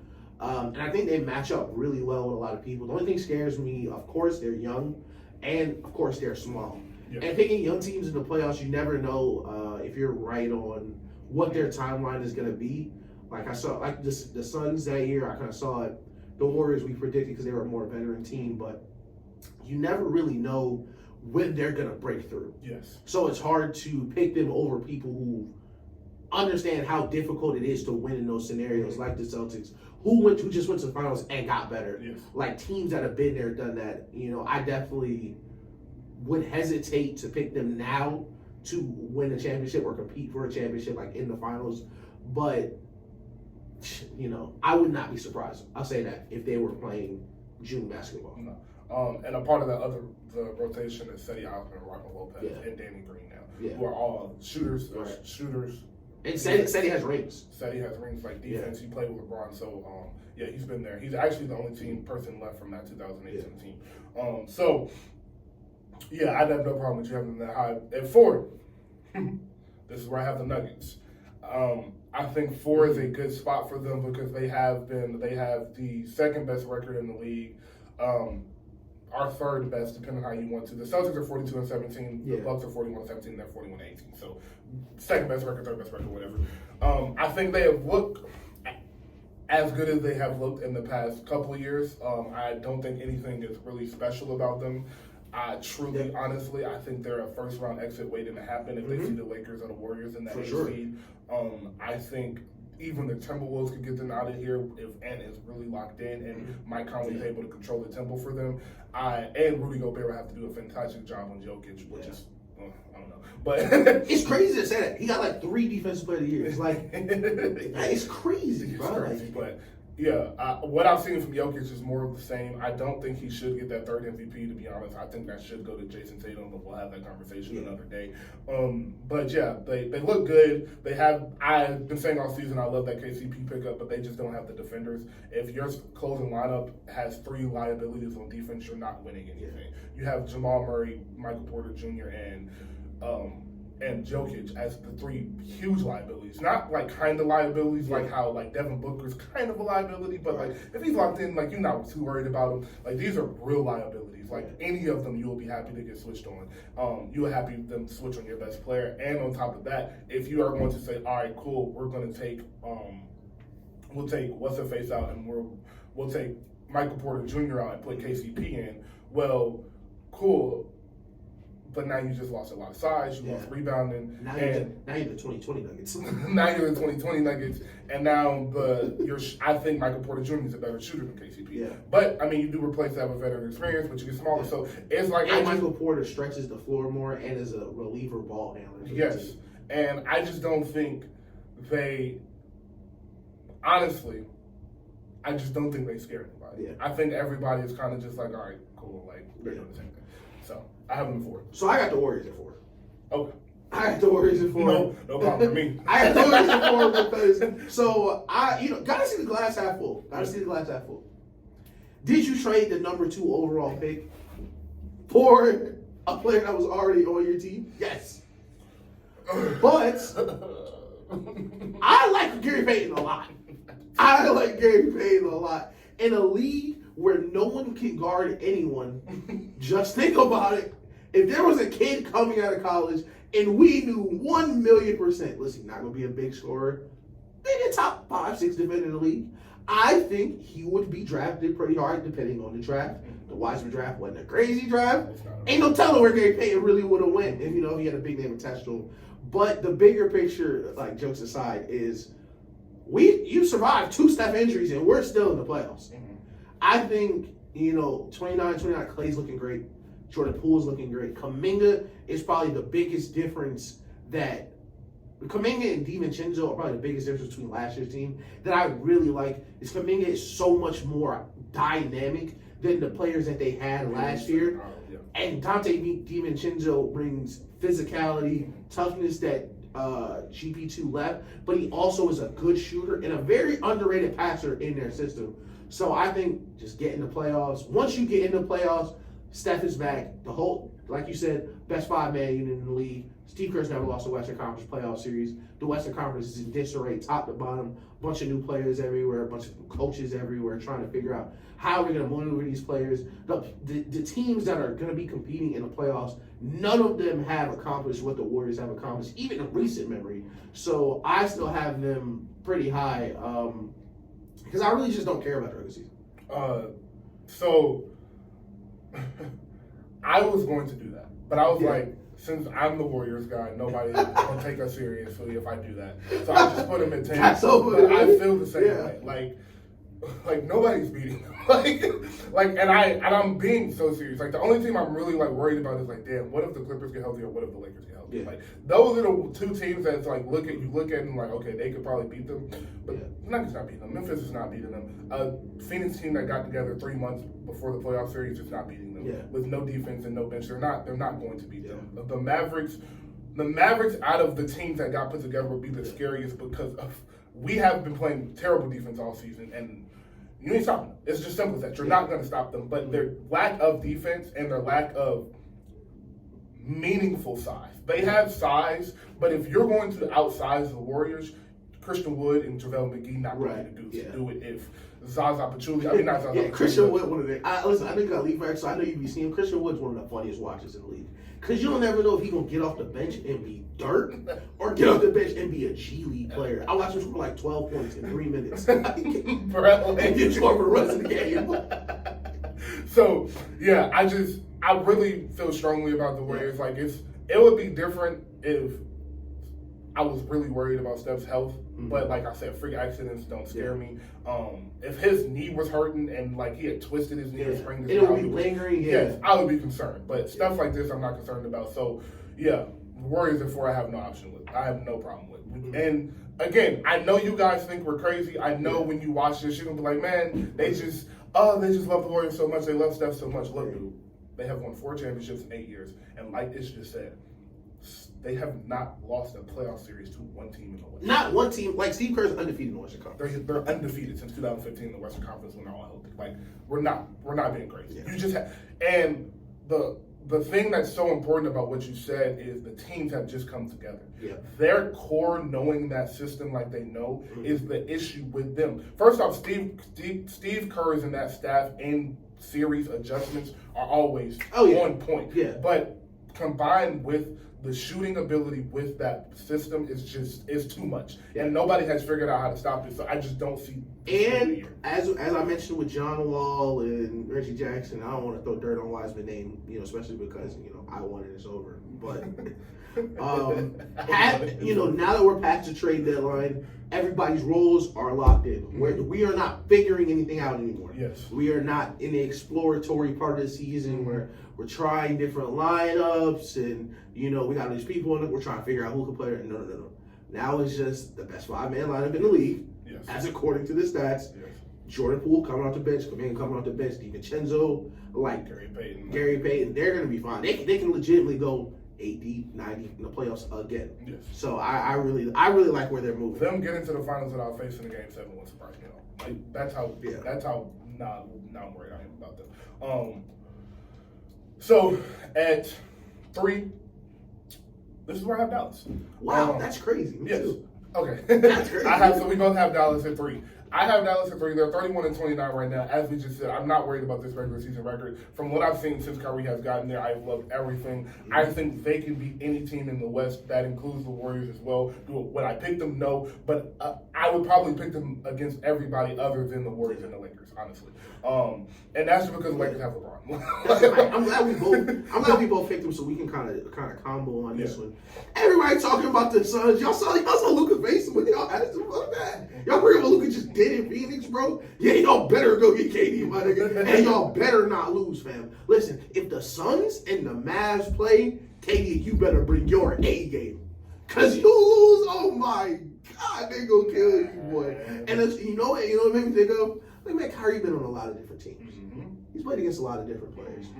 How did he respond playing against his former team? And I pulled up a clip of him just frying Braun in Boston that I had completely forgot. First way of the game, Braun shoot a jumper over him, clank it. Kyrie come down, get the ball, ISO, bucket over him. Like, KD, it's not going to, listen, that's your best friend. And Kyrie step between that lines, it ain't none of that. Nope. This won't be like when you left Westbrook and you came back and they was really shit. So it really, if you lost to him, who cares? Like, Luka just Luka changed the entire Phoenix organization. Yes. He changed that whole team. Yes. KD would not be there today if Luka didn't do what he did to them. No. So that's how drastic that is. So listen, I know that you're Kevin Durant. I know. And I know what that means too. I know what that means also. Hey, listen, we know you're Kevin Durant. You are Kevin Durant, bro. But you better show me. Yeah, listen, you better be locked in. You better show me. Especially coming off last year when you got swept. Listen, I know it was a close sweep. Still 4-0. And I like the Mavs top to bottom, like you said, since they've been together. God, I love Jason Kidd. The overnight change in how their team played once they found out they have Kyrie Irving has been night and day. It's just beautiful. I love basketball because at any, it's like, fuck it, we're just gonna do something else. Yeah, I can't curse here, but we're just gonna do something else. And even the games where Luka didn't play, they played such a different style with Kyrie on the floor and with Josh Green because the people that left Dorian Finney-Smith, he was not a catch drive guy. No. He was a cone. That's what we call him. Catch and shoot, play the defense, great guy. What they've added with Kyrie and giving Josh Green those minutes is Josh Green is catching the ball, feet split. I'm on the way to the rim. Yeah. They're putting pressure on your defense by not just shooting threes, but pushing the pace 100%. And getting downhill. So you're seeing drive, kick, drive, kick, drive, kick, like you would on an old Spurs team or like the Warriors, and the ball is just pinging around. But what's so worrisome is now the ball's pinging around, and no matter which way it goes, it's going to be a top 5 scorer on the way if it doesn't work. Yeah. So it's going to be very hard to stop them. Maxi Kleber's coming back. I completely forgot he was on that team. One of their best defensive bigs. Moves everybody down a bit. Because I love JaVale McGee minutes, but I love it a lot more when it's like 25 minutes as opposed to like 35. 15. Yeah, like I don't like him at 30 minutes. No, I like Christian Wood a lot at 25 minutes. Move everybody down. I think they'll be really, really hard to beat. I do too. Especially just because how easy Luka already makes the game for others. Yes. Kyrie shooting like 45% on open threes his last couple of years. Yeah. And you have no choice. We saw it on their first game. I think their first game together was the Kings. Teams are going to have to, this sounds crazy, surrender wide open threes to Kyrie. Yes. Either that or Luka is just gonna eat out of the post. He's gonna live in it's gonna be a very tough stop for someone in the West. I'm sure Draymond will figure it out, but just done it every year. Figure out LeBron James. So. Yeah, I'm sure Draymond will figure it out. Every team in the West don't got Draymond. Nah, exactly. So another thing I'll say is, unlike some players, them boys get better when that playoff time starts. Yeah, them two get better. Yeah. So it's not like you're not getting February Kyrie, you're not getting December Kyrie, you're getting the real deal. Yeah. All right, it's time to go win this game, Kyrie, and that's scary, bro. Like I said, the only thing I'm worried about is that defense, but they score the ball so easily, like 110 points to do it. Yeah, and listen, I said this on the pod, the team's 110 to do it. I said this on the pod, bro, and I really want y'all to understand why I'm saying this now, because it's gonna happen to somebody. It's going to happen if these players, especially if Kyrie comes back to Dallas. It is going to happen to somebody where it's going to be your turn, and they both gonna go for 40 on you. Yeah. Because especially one thing I love about Kyrie, especially the playoff time, is if Kyrie got somebody going with him, it's just over. And you saw that where Bron, people call this the best series we've ever seen from the best player to ever play. And Kyrie matched him. Like, that's the type of thing that these niggas are liable to roll out and do. Like, last 3 games of this series, he averaged in 30 on 50, 100 shooting. Like, those are his actual finals numbers. So, teams need to understand what really is possible with this offense, where you don't want to be that team that's, okay, Luka's getting going, da-da-da. He's sitting out for his 8-minute break. You don't want to slip up and it be Kyrie night 2. Because it absolutely can happen. And the scariest part about it is they're the type of players, it can happen at the worst possible moment. No matter where you are. Yes. Game 6 on the road in Memphis, it could happen. Yes. No one is immune. So I really love the Mavs. I really love the coach. I love everything about the Mavs, top to bottom. Owner, GM, coach, Josh Green is amazing. These role players that they're plugging and playing. I understand why you traded Finney-Smith, because it raised questions like who is going to replace him on the wing. Man, these guys are crazy. Yeah. And Josh Green brings a level of athleticism this team was missing because they were a real European finesse, not moving. Josh Green hitting trampoline on people. Playing great defense too. So if he can continue to play well and the moment doesn't get too big for him, I think that's a fact. But hey, listen, you got Jason Kidd right there. Wide open shots make it a lot easier. Exactly. And he doesn't settle, which I love, especially on a team like the Mavs, where they're jacking threes all the time. He does not settle. If he catches the ball and there's no one in front of him, he tries to put his head on the rim. So for sure. I definitely love the Mavs. Yeah. Mavs are great. I think I think we're right to be this high on them. We'll talk about the Indianapolis. So, at number 2, basically we're picking between the Bucks and Celtics here. So I have the Bucks at 2, Celtics at 1. I have the Bucks at 2 because the Celtics have just been a little bit better all season. Yeah. The Bucks have been hot as hell lately. Yep. If this was a week, whatever we are, like the past 10 weeks of the regular season power ranking, they would be a 1. Yeah, but February, January. Exactly. They would be a 1, but they've been on a tear. Giannis has looked unstoppable. He is unstoppable, but he has looked every bit of that these past 2 months. He looks like my MVP. Like an MVP. Like he should be getting his 3rd MVP. Him or Taylor should be getting his 1st. But yeah, they've been crazy. Chris Middleton hasn't even been that healthy this year. That is a fear for me because I don't think they'll win this series. I don't think they're able to win without Chris Middleton because I don't think they have the offensive firepower to match a Boston or match a Cavaliers. Yeah.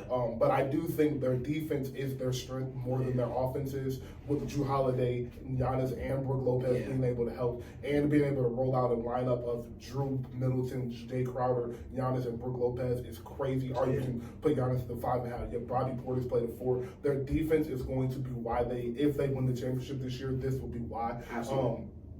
And I will say this. And I brought this up before. Amon Shepard, real quick, I just said real quick. Amon Shepard said that in the 2015 finals was so important because that was going to dictate how basketball was played the next few years. And when the Warriors won that championship, the NBA scrambled to go find shooters to compete with them. Never worked, haha. Yeah. Surprise, surprise. Right. Shooter ever you can't compete with. But this series is very interesting because if the Bucks this playoff is very interesting for the Bucks because if they go on a dominant run where, let's see the standings, they beat the Heat in 4 or 5 games, then they play the Sixers and they beat them in 5 games, then they play the Bucks the Celtics in the conference finals and beat them in 6 games, and then they go to the finals and beat the Warriors or Nuggets or Memphis, whatever, in 5 or 6 games, and they're like, oh, now we gotta go find some bigs. Yeah. Because now we gotta go compete them. This series can change how basketball works in the next 5 or 10 years, especially with Vic coming in at 7'5" and being able to immediately make an impact on a team. Like this, we can see the league transition. Right. I want to shout out Roby because he said this. This is also due to KD's influence. We will start seeing the 6'4", 6'5" will be the shortest NBA player. It'll be a couple 6'2s and 6'3s. Yeah. But for the most part, 6'4" will be the shift. The floor, The floor of the NBA. And this series or this playoff run could potentially change that. Yeah. Because of the size they play with. Yeah. I love the Bucks there. I have the Bucks at 2 as well. Simply put, they're just trying harder than everybody else. They're a great team. They've won a championship. Giannis is an old school superstar. People say it all the time, but it's 1,000% true. Giannis packing a lunch every day. Yeah. Every day. That's good. Giannis from nothing. It's inspiring. Giannis from nothing. Giannis understand, like Edwards talked about, this might be their one game to come see me. Yes. And Giannis put in for every minute Giannis played on the court, he's trying harder than everyone else. And he's also better than almost any, unless there's only maybe 2 or 3 teams in the league, he's going to step foot on the court where he's not easily the best player. Yeah. And it's maybe 2 or 3 teams. Maybe. Where it's an argument if he's the best player. But against everybody else, against normal NBA players, which is crazy to say, he's a boy amongst men. Yes, he's a man amongst boys. It looks like there's kids out there. He's the biggest, the strongest, the fastest. He's trying hardest. His usage rate is steadily going up without Chris Middleton. And normally that would be something that's like, worrisome, like we saw with Tatum, where you turn the ball over so much more with your usage rate. We've seen the opposite, where Giannis is just, all right, I'll just dunk more. All right, I'll just drive 7 more times a game. And they're a very good team. I agree with everything you said. Defense-wise, they are a juggernaut. Yeah. And you don't want to, the same way, it's amazing how basketball is. The same way you don't want it to be that night where Kyrie and Luka both go 40. You don't want it to be Game 3 in Boston, and you don't want it to be Game 3 in Milwaukee, and then they not calling that hand check. And they letting them play that game. Man, it's gonna be a long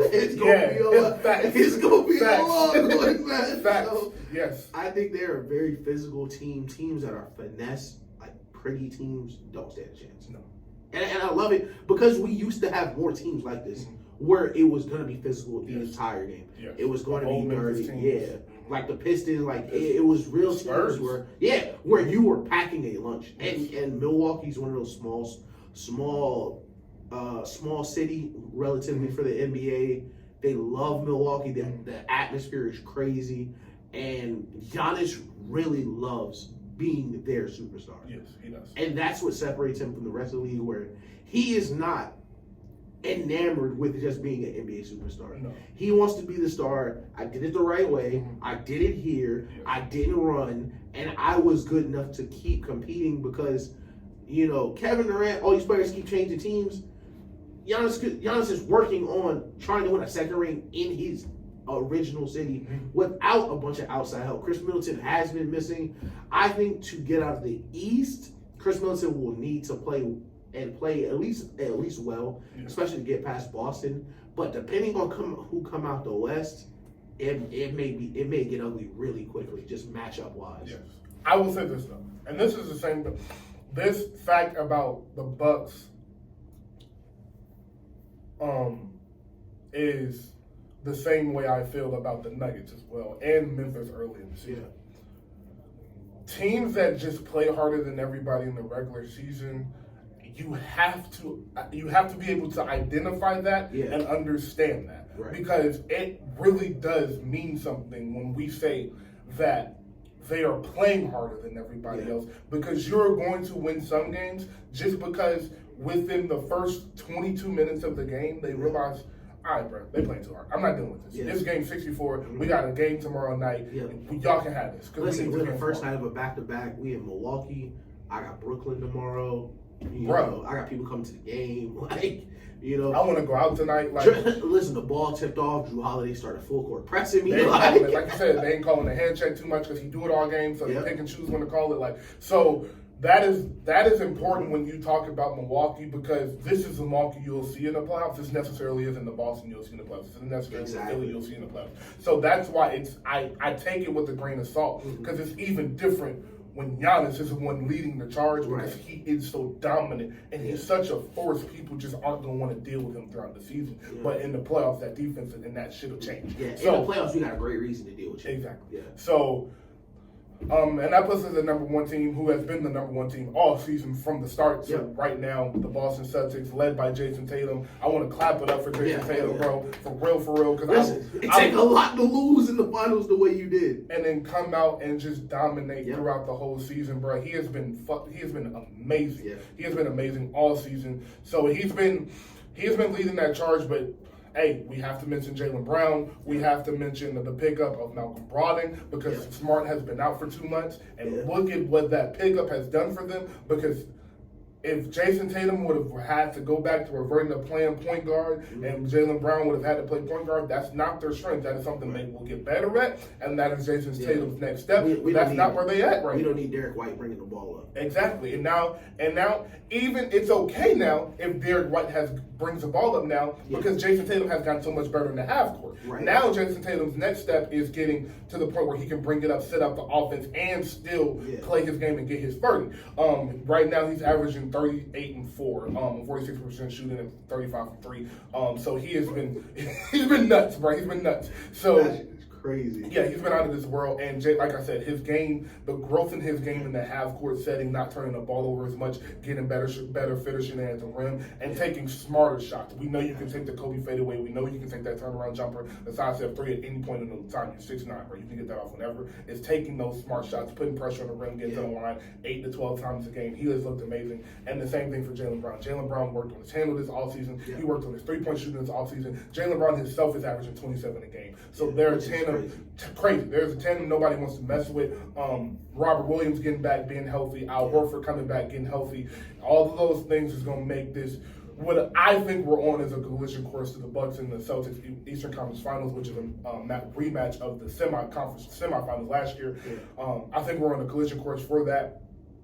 And hey, bro, Jason Tatum, you beat him last year. Yeah. You beat them last year. Hey, listen, and they on the road. And they beat them on the road when they got 40 on the road. Yeah. And then when they won the game 7 in your place. So you were down 3-2. I'll repeat it. Got 40 on the road and came back and won the game 7 at your place. You get them again this year. I don't know how you saying that Giannis better than Jason. That's a fact. I don't know how you saying Jason Tatum got a top 3 player if you do that again. Listen, I already agree. I love the Celtics top to bottom. They went to the finals and added a 50, 40, 90 point guard. It didn't lose anything. They're a great team. They didn't lose anything. They're playing great.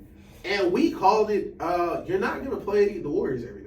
You're not going to play Draymond Green, Mike Brown, that amazing defense every single night. So I wasn't worried. I wasn't too worried about Tatum bouncing back.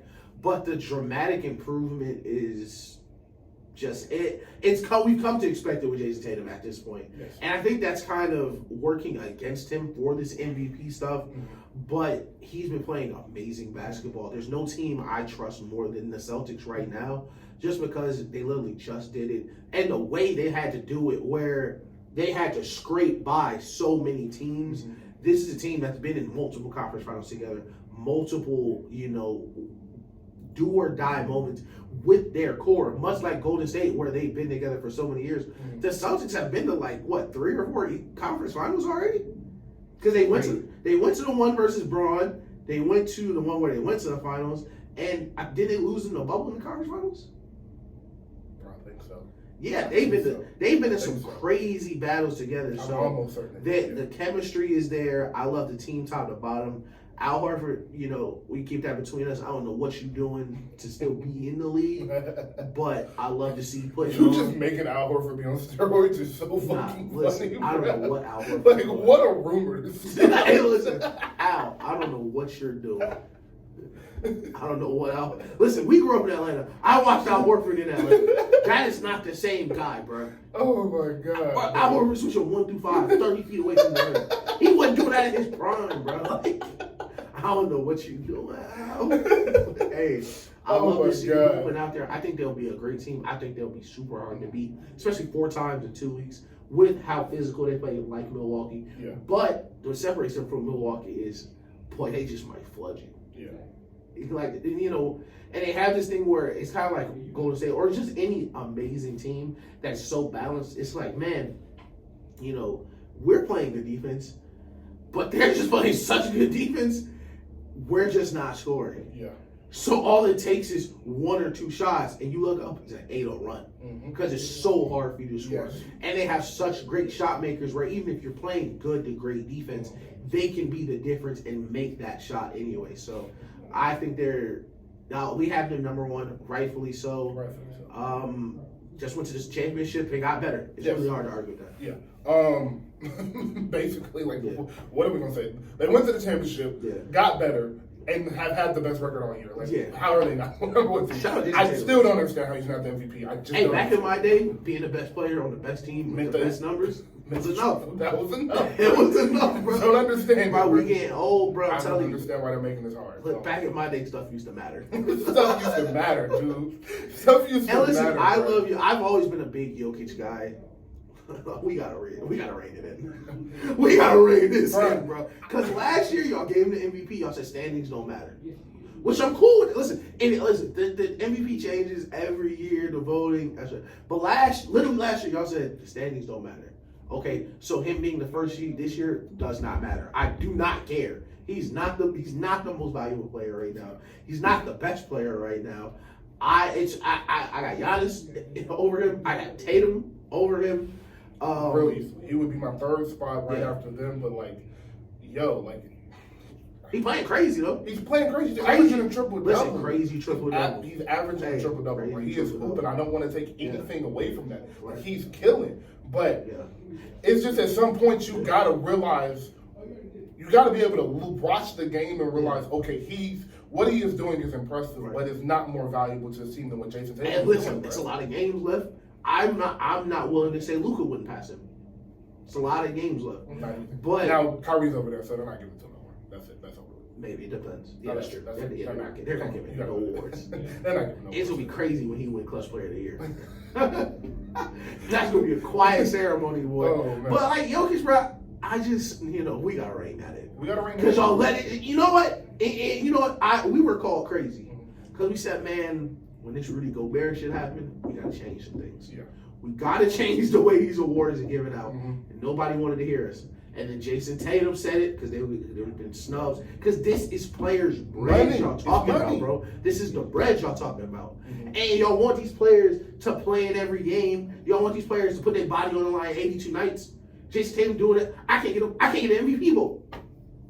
What I'm doing it for? Y'all giving awards to people who y'all decided early in the year anyway. So when they come out and say like, I think Cowher said, they should make it where they were doing a thing where you gotta play a certain amount of games to qualify for an award. Who cares? Y'all not giving it to me anyway. Y'all not giving us the award anyway. Facts. Rudy Gobert got more defensive player of the year than Draymond Green. Facts. Than Kawhi Leonard. Facts. Dennis Rodman, Michael Jordan. Facts. These people that are way better than him. Yeah. So. I agree, bro. I don't know. The MVP award just doesn't matter, and it sucks because it's so.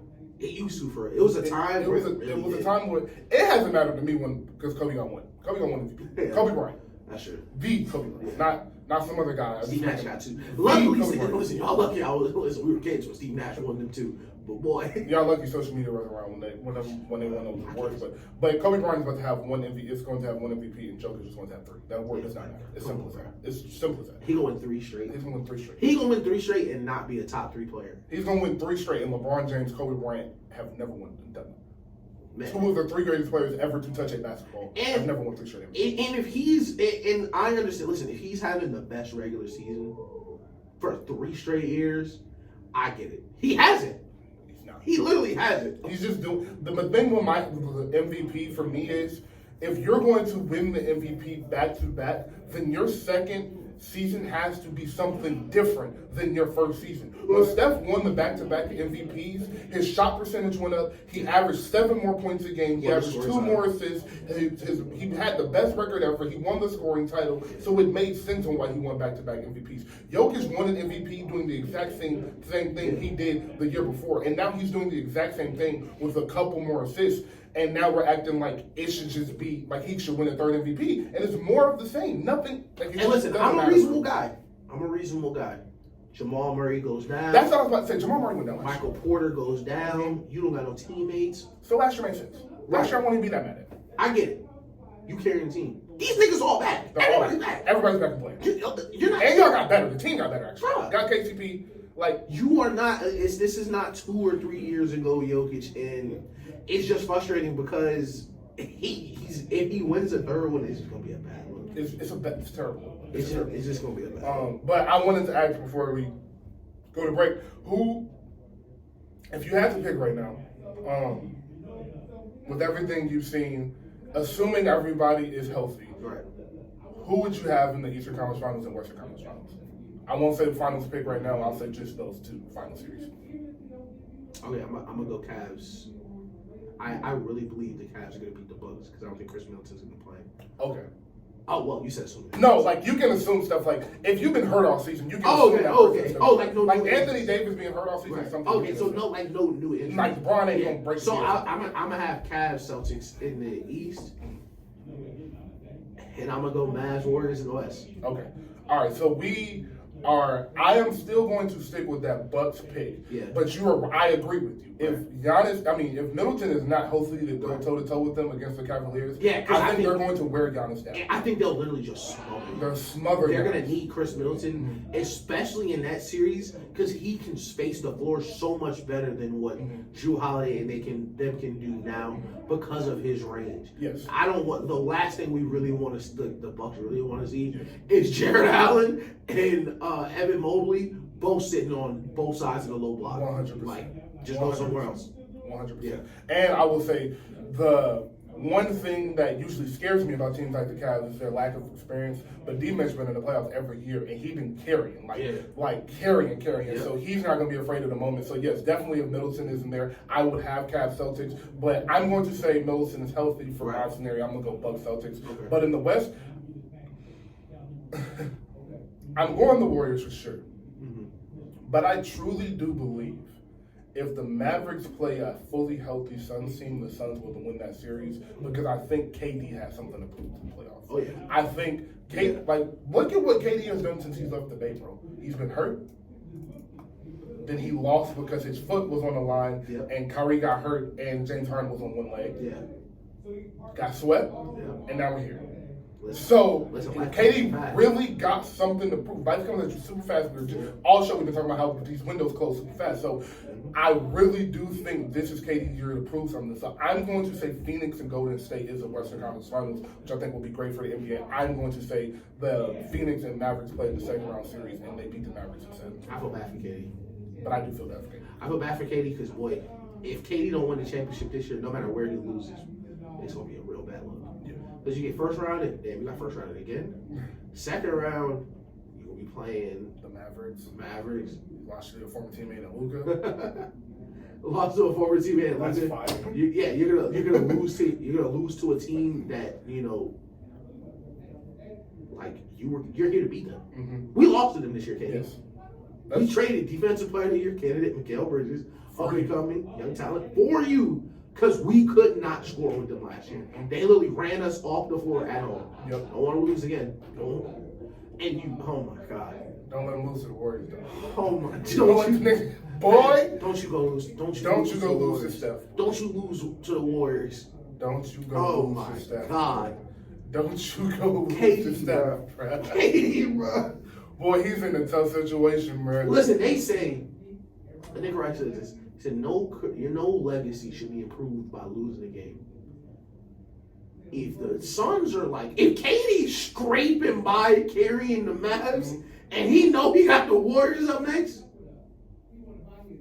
I ain't gonna say it, KD, but who you think we better lose to?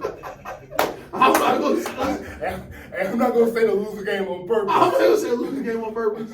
But if the pass get tipped and you gotta dive in the front row, maybe that's just when we can't reach this game. Because the worst thing possible for your legacy, Kevin Durant, and I mean this in the bottom, because we're not big legacy guys. No, not about the middle of it. Man, Steph went back to back and he beat you getting one. The Warriors teams look a lot different in hindsight. The Warriors teams look a lot different. But we'll take a break to our lives. Ever. All right, we are back live. Hip Hop 95, the last number one streaming hip hop station. This is the radio show about nothing. I want to shout out Spotify, TuneIn, iHeartRadio, Anchor, YouTube, yes sir, Canva, yes sir, TikTok, yes sir, Twitter for sure, Instagram, all of that. Oh yeah, IG, yeah. _ nothing ATL on everything. When you see this video, the link is. All of our socials are in the bio below. So please follow, like, subscribe, tell a friend, and tell a friend. So next, as we do, we'll jump into some music, man. I still haven't got no releases. Very sad about that. But I want to starving right now. Starving. But Rihanna said she has been working on an album. Says she wants to drop an album this year, which makes sense to me. Honestly, I feel like if she said that, she's at least 50% done with an album. If she's saying she wants to drop it this year, I would say she's 50% done with it. So that actually leads me to the question I wanted to ask. If you could get 5 albums this year from your said superstar, who do you want them from? Yeah, so Rihanna's definitely on that list. Mm-hmm. Frank is going to be on that list. Yes. Headlining Coachella 1,000%. Mm-hmm. We talked about Tyler. Yes. Tyler for sure would be on that list. Outside of that, I'm trying to make sure I really get the 5 right, but no one really jumps out. I don't know if I'm missing anybody. You know what? Personally, I would love a Uzi album. Oh, that's a good pick. I would really love a Uzi album. That's a good pick. Who else? Let's try to do a singer. I'm not sure. I'm really not sure on the 5th. I'm gonna hold on to the 5th. My 5 would probably be number 1 would be Rihanna. Yeah. And number 2 would be Frank. Yeah. So yes, definitely agree with those. And number 3, I would have Wayne, which I don't really have to say because I know he's dropping soon. Yeah. They pretty much started the rollout. At 4 is Tyler, of course, and 5 for me.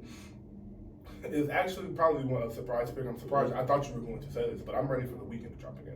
Oh, I Okay. really enjoyed his last album. Yeah. I really enjoyed his last album, and so I'm excited for what's to come from him because he said the Don FM thing is over. He said the new era. Mike Dean said it's something you've never seen before. Yeah. And shout out Mike Dean. with artists like that, and we don't talk about the Weeknd too much. You don't really go because you love the Weeknd, but you don't really go into why, and you don't really break down his music as much. But that would be some stuff we do this summer when all the sports over. But but one of them, like, don't get that shit wrong. He is one of them. So, superstar. And when I say that, I'm saying that because when we talk about those guys, we always talk about how you just never get disappointed. Exactly. Like, you know, if they're coming with something and they're telling you that they're coming with something that's special and that's something you've never seen before, they're telling the truth. And he's someone who loves to make and release music. Yes. We saw that with the Don FM release last year where he was like, man, just put it out. Like, I want the people to really feel this. I definitely like that one. I'll go in the other way. I want a Griselda. Okay. I want a Griselda whole project together. So because they have What Would She Me Do. If they would do another one, I would love that. Or any of the Conway, Benny, any of them that are ready to go, I definitely love to hear that as well. And two of my honorable mention. One, I will go 21. Mm-hmm. I just heard 21, so I'm not gonna cry if I don't get one, but I would really love a 21 solo project because of everything I've heard from the past 2 months. And it could be 12 songs. I would love a 21 project towards, and that would be probably a summer project. And lastly, I like pop music. You know I like pop music. So I would like one of my pop girlies to drop, and Ariana Grande would be the one I chose. And I'm not joking. I love pop music, especially during the summer. Like, it's just good vibes. Like, during the summer when you out and you just chilling, and it's good background music. Like, it's not always like you dissecting it, trying to get the what are they talking about? What do they mean? Sometimes they just be vibing. Sometimes you just want to be vibing. And it's like Ariana Grande makes good vibe music too, especially like I'm in the park a lot and shit like that. So Ariana Grande is someone I would be very happy if she's dropping home. So honorable mention for me, I'm gonna throw Willow in there as well. Yes, 3 years in a row would be crazy. 3 years in a row would be crazy. And I like it because listen, it don't gotta be 18 songs. Nope.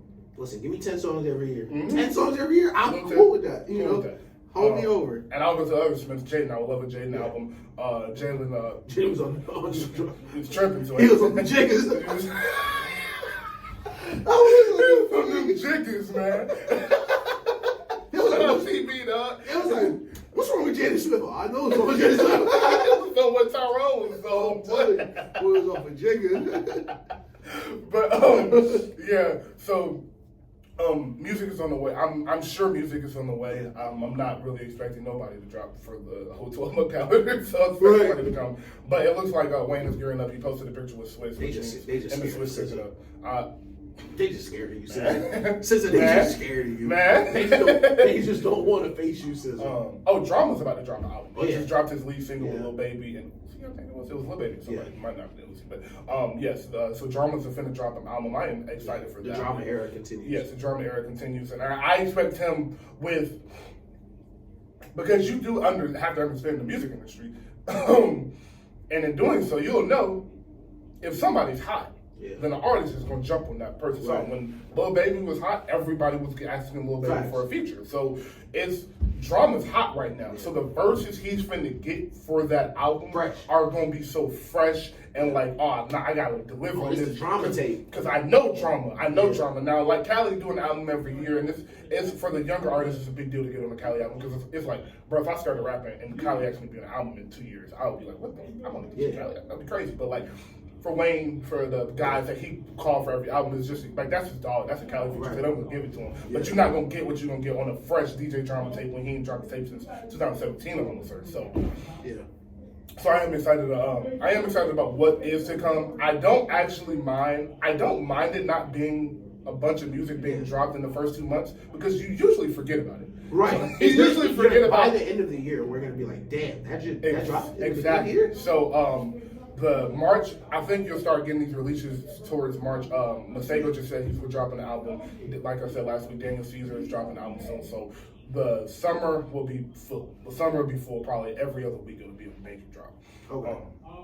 But you want to say it?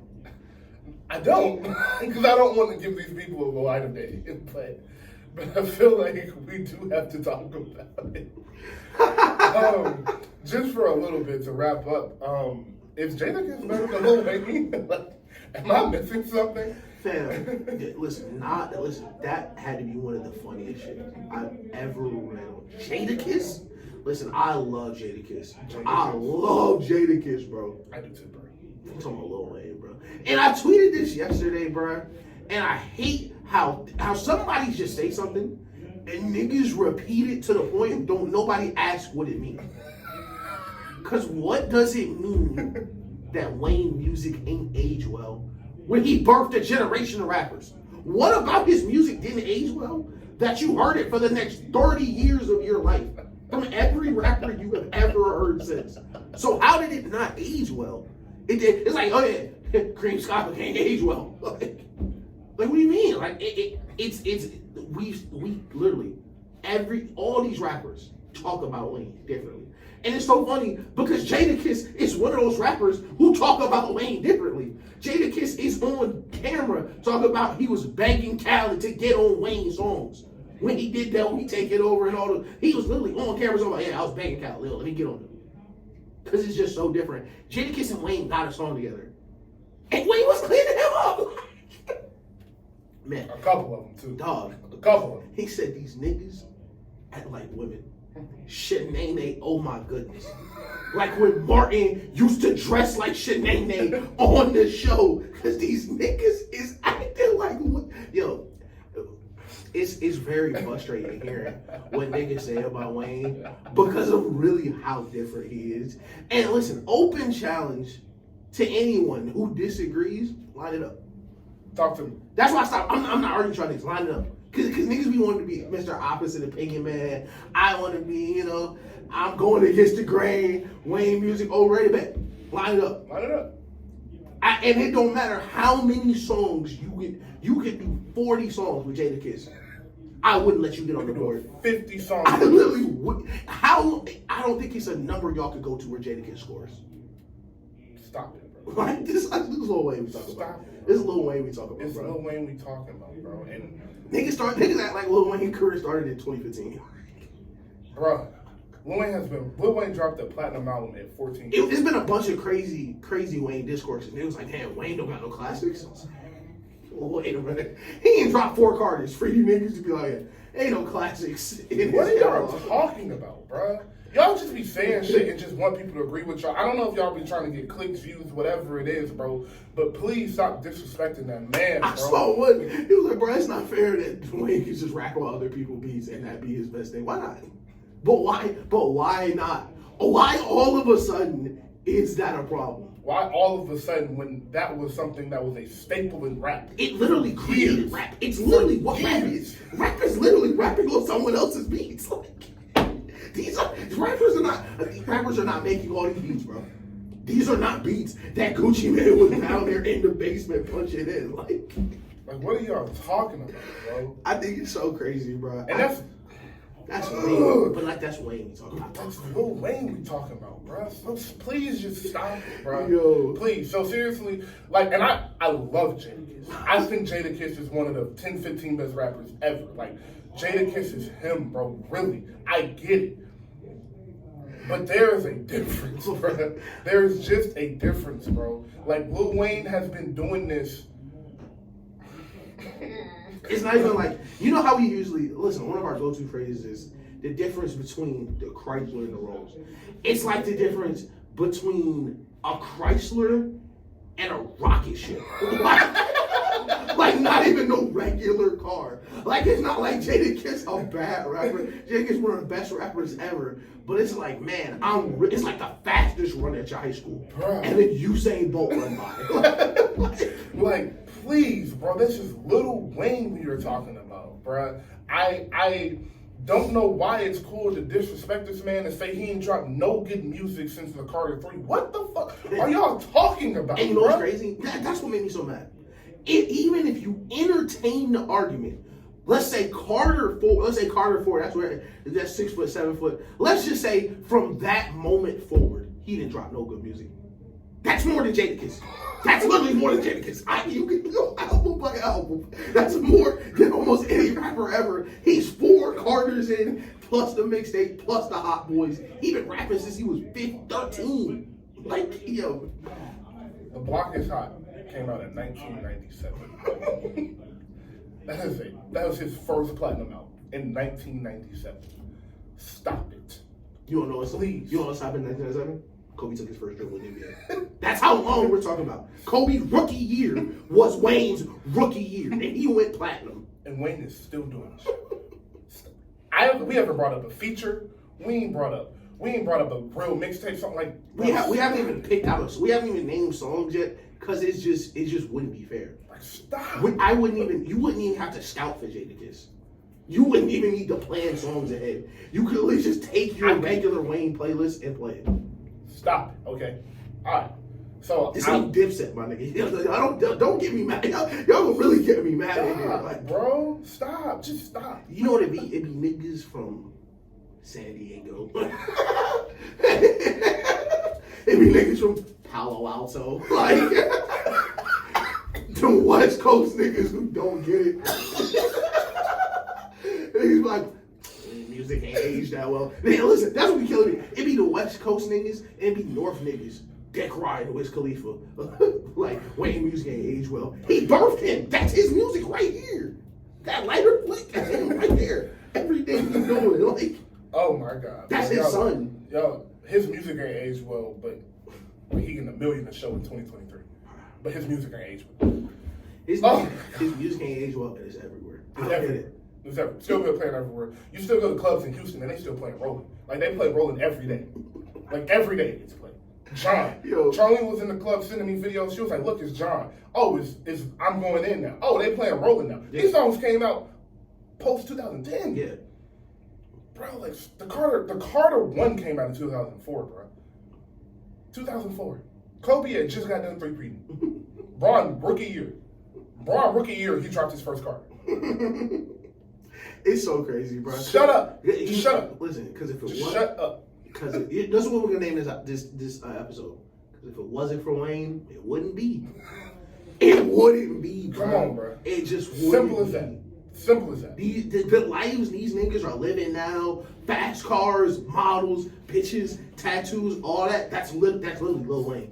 That's literally Lil Wayne. All you niggas got tattoos on your face. That's Lil Wayne. That's Lil Wayne, bro. Right. That's Lil Wayne. Bugattis, niggas taking drugs, not selling them. That is Lil Wayne. Oh, that's Lil Wayne. All you rappers that's high as hell all the time. Y'all niggas that rap for 4 minutes with no hook. That's Lil Wayne. Literally. And what made me so mad is niggas be like, is Wayne really a better technical rapper? I feel like, have y'all ever heard of Lil Wayne beat? He not here because his beat selection. He not here because he got a good ear. Talk to him. He's one of the worst beats ever. He ain't rap on anything. Bro, go through the mind of him being 2 beats. Pick out a good beat. Pick out one.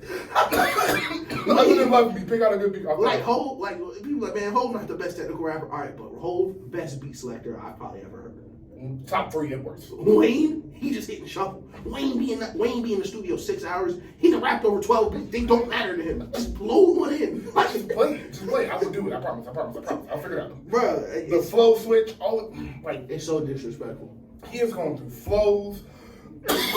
He has went from New Orleans bounce music type rap to mainstream, kind of took the New York sound on the Carter 2 to the laid back of the Carter 3 album mix. Like you feel a little R&B vibe with the album will come on songs like Comfortable. Yeah, like grown man music. Yeah. Like for the ladies. Like the Carter 3 is an album that he made that women can listen to front to back. The Carter 2 was more of a dope boy album. Right. The Carter 1 was more of a New Orleans bounce sound dope boy album. Mm-hmm. Carter 3, like I said, more for the women, more for the laid back, for like real good club music type shit. And then you go to the Carter 4 and that's the mainstream. You can hear the change in music in that album. Like those albums around that time, you can start to hear that sound of 2010 to 2014 in that time. Like it's a mainstream album. I just don't understand where his music didn't age well. Like you don't get the greatest producers and the greatest artists ever telling you nah, this is one of the best ever to do this. You don't get Bun B telling you, hey, nah, we was in the rappers in my prime and Wayne was 14 and everybody in the room knew he was the best rapper. Yeah. You don't get Juvie at 21 saying, nah, this little 13, 14-year-old, he the next up. This is not me. And everybody know. And everybody know, nobody's disagreeing with you. You don't get hoes saying, I thought about taking a break from rapping after I heard you remix my song. You don't get that from a nigga who didn't age well, from a nigga who don't make good music, from a nigga who stop it. Stop it. It's okay if you don't know, bro. It's just levels. Bro, like, it's okay if you don't know. Like, it's one thing to just not know and be like, I don't know, I don't really mess with Wayne like that. That's okay. You're not gonna like every single artist ever. It's been a million rappers. I understand it. But stop acting like you know what you're talking about, because you don't. You just don't, bro. It's so bad. You don't. I don't understand why they do that to him. Like, why I don't understand why they where do does that. that I don't know, where does it come from? It's crazy what they do to Wayne, especially just how different Wayne was, bro. Like, Wayne was just so different than every other rapper. For about 5-6 years, it wasn't even like a question. Who's the best rapper? It wasn't even a question. It wasn't even a question, bro. And it's really, and mainly because he told you. I'm the best rapper. And as I said before, anybody disagree? Line it up. Because with all, listen, especially if the rules are whatever songs this person is on, it's not even fair. For it to be even, for people to even have a puncher's chance versus Wayne, you gotta say no mixtapes. You have to. And if you don't, you're gonna lose anyway. You lost. If you do mixtapes, he probably don't even get to an album song by the time the verse is over. If you do pure mixtapes, he probably don't even got to touch one of his albums. No. He go 20 off mixtapes. Oh, easy. Easy. So the last question I wanted to ask is something else I saw. Does Future have a better catalog than Lil Wayne? No. So, but that one made more sense. The Jadakiss and Lil Wayne was like, what are you talking about? Right. The Future in the Lil Wayne catalog, I kind of understood a little bit more. I don't think it's really close, but I think Future is really him. So, like, I'm not mad. I'm not mad at does Future rap better than Drake? He doesn't. But I'm not mad. I get what you're saying. Throw it out there. I get what you're saying. If you want to have the argument that if you're gonna look at Future's catalog and say I like this more than Wayne's catalog, that's for sure. But what y'all not gonna do is say Wayne music ain't aged well when Future's making Wayne music still. Future's still making Wayne music. One of his biggest influences. To this day, he's still making Wayne music. So niggas hate on Wayne, be like, oh, I love Future, I love Uzi, like I love. Yeah. Look, bro. And I don't think it is. Again, like, I don't think it is. I don't think it's really that close. I think Wayne, as far as rap, has a top 5 catalog ever. For sure. Including mixtapes. Now, if you want to say who has the better, like, if I take Wayne's 5 best albums and Future's 5 best albums and talk, I still think it's a slight edge with Wayne. But, like, all right, I will have that conversation. But just the catalog. That's what I'm saying. That's a whole different. That's a whole different conversation. I hate when they do that, where they're trying to say something. And instead of just saying it, we're going to try to backdoor the question so I can get it to, all right, let's look at their 5 best albums. Because I hate the question so much, because Future, a big part of Future's catalog is mixtapes too. Yes. And same for Wayne, because they came, Wayne more so than Future, but during those early eras, mixtapes were commonplace in hip hop. They're important. It's super important. Damn near a mixtape was a rollout to your album. Exactly. So I hate how people, like, especially with Wayne moving forward, try to dismiss the mixtape just because I guess the sheer volume of them. If you've never heard them, you don't understand how long he carried hip hop with those mixtapes. And how impactful they were. Like, they were impactful. Like, those mixtapes changed DJ Drama's trajectory of his life. That's a fact. Fuck his career. The life he lived has changed. Exactly. Because of those. What Drama doing today literally would not happen without Wayne. And Jeezy, of course. We'll shout out Jeezy, of course. But Wayne was such an important part of what happened for mixtapes and rap music, and how important it was to save rap music. Like, people don't even know that, like, rap music was going to the point where it was like, nigga, nobody want to hear that no more. Like, it was about pop music or R&B music. Like, nobody wanted to hear that. And Lil Wayne, of course, Kanye West had to play a big part of this. 50 played a big part of this. But in the forefront of it was Wayne being like, I got us. Like, I got us. I do this shit. I live this shit every day of my life. I mean, and all these rappers now, I'm not a rapper. I'm a rock star. I'm not a rapper. I'm an artist. Hey, that's Wayne. He was one of the first. He was one of the first to save rappers from being rappers. That we can be pop stars. We can be biggest artists in the world. When you see Wayne, 3 biggest songs in the world, that is him changing the direction of hip hop. Where then the next up for him, Drake can be the biggest artist in the world without there being hiccups. Thank you. And he did that with tats on his face. Lil Wayne gave the runway for Drake to be a singer and a rapper and look like that. Look at how Drake looked in 2009. That's not a rapper. Drake was the first rapper to was the first rapper to look like that. Yeah. He was the first one. Mm-hmm. And it was because he had the backing from Wayne, somebody people was a fan of, somebody people trusted his ear. Because although he does not have the ear for beats, he does have the ear for talent. That is very obvious. He does have the ear for talent, and he definitely has the ear for rapping. Because if you go listen to them old mixtapes with his old Young Money artists, Kern, CJ Mills, maybe they make the best music, but the boys can rap. Yeah. And he had an ear for that. And he had the thing that he made, that he talked about Drake, why he was special, and why Nicki was special, it still reigns in, and you can still see it through this day. He said Drake can make songs about anything, and they sound great. He can make a hook, and he can make a song about anything. He can rap about anything and get people involved. Oh, on top of that, he could sing too. Right. It's like, oh, okay, that's still what's making Drake today. Yep. Nicki, he said it was a personality. She could really rap with niggas, and she wasn't scared of shit. Yep. Nicki, still the same person to this day. Yep. So, like, I just don't understand, like, why everybody be like Wayne to go, Wayne top 3. If it's not Hov, it's Wayne. If it's not Hov or Kanye, it's Wayne. Mm-hmm. Like, how do you get millions of people to say this, and you see this opinion all the time, and for some reason you just believe he sucked, and his music didn't age well, and Jadakiss better than him, Future got a better catalog than him, and he overrated. How does that make sense? I'm from Sacramento. Who the fuck are you? Who are you, my nigga? Who are you, dog? Talking about rap music. Bro, like, stop it. 4 Carters, the dedication series, no ceilings, the block is hot, the prefix, the suffix, sorry for the wait too. He got Collie Grove, the cart, like, stop it, bro. And the features. I can name 100 features right now. Stop it, bro. Stop it. It's crazy, bro. It's crazy. Stop it. Oh my God. Yeah. Anything else you want to touch on before we leave? That was one of the first things I saw when I woke up that day was Jadakiss. It was the first thing I saw. I said, is this what we're doing today? I tweeted. I said, is this what we're doing today? Jadakiss and Lil Wayne. Jadakiss, bro. Imagine Lil Wayne was in the logs. Hey, man. Shout out Jadakiss. I think that's all we have for you guys today, though. Shout out to everybody tuning in. Shout out to the YouTube. This will be up soon. Yeah, it'll be up probably. Y'all probably listen to it Monday. Get it up tomorrow. Listen, y'all enjoy the All-Star game. Who you got tonight? Team Braun and Team Giannis? We all lost. I'm gonna go Team Giannis though. I feel like Giannis go try it super hard. But I'm gonna go Team Giannis. But all the All Stars are. I'm surprised Bron ain't home playing Madden. Me too. I'm excited to watch Ja. I'm excited to watch a few of these young players. Yeah. Watch Ja get the runway because Steph is in there and stuff like that. So Ja. Dame always puts on the show, so I'm excited. There's a few players I'm excited. Dame, please don't be doing that. Don't be doing that tonight. We saw what she tried to do last time. It didn't work. Let's not do this again. Oh, Steph isn't playing. You can do it. It'll impress everybody. Nah, I don't want her to do it because what if he started missing? Let's go get such a problem. He threw 4 half-court shots and they all missed. Man. So yeah, All-Star game tonight. Y'all be safe. Shout out Taylor Rooks. I'm going Team Braun, by the way. He's undefeated in All-Star games. I expect him to pick it. Oh, we get to watch them pick teams in a couple hours. I'm excited for that. Adam Silver, fix the NBA. They'll pick teams, but we're going to do the starters last so nobody feels bad. Yeah, okay.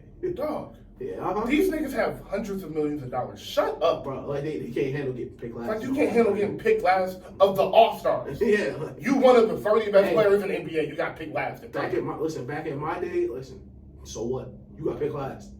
Prove why you shouldn't have been last. Yeah, oh what? You gonna be mad at Giannis? Cool. Like that's what we want. Like what do we want here? Do we want players to be nice to each other? Or do we want y'all just win a week on rivalry week? You know a good way to start a rivalry? Is getting somebody picked last in the All-Star game. Michael Jordan and Isaiah Thomas have been fighting for 40 years about an All-Star game. Man, I can't stand Adam, bro. Salute to y'all.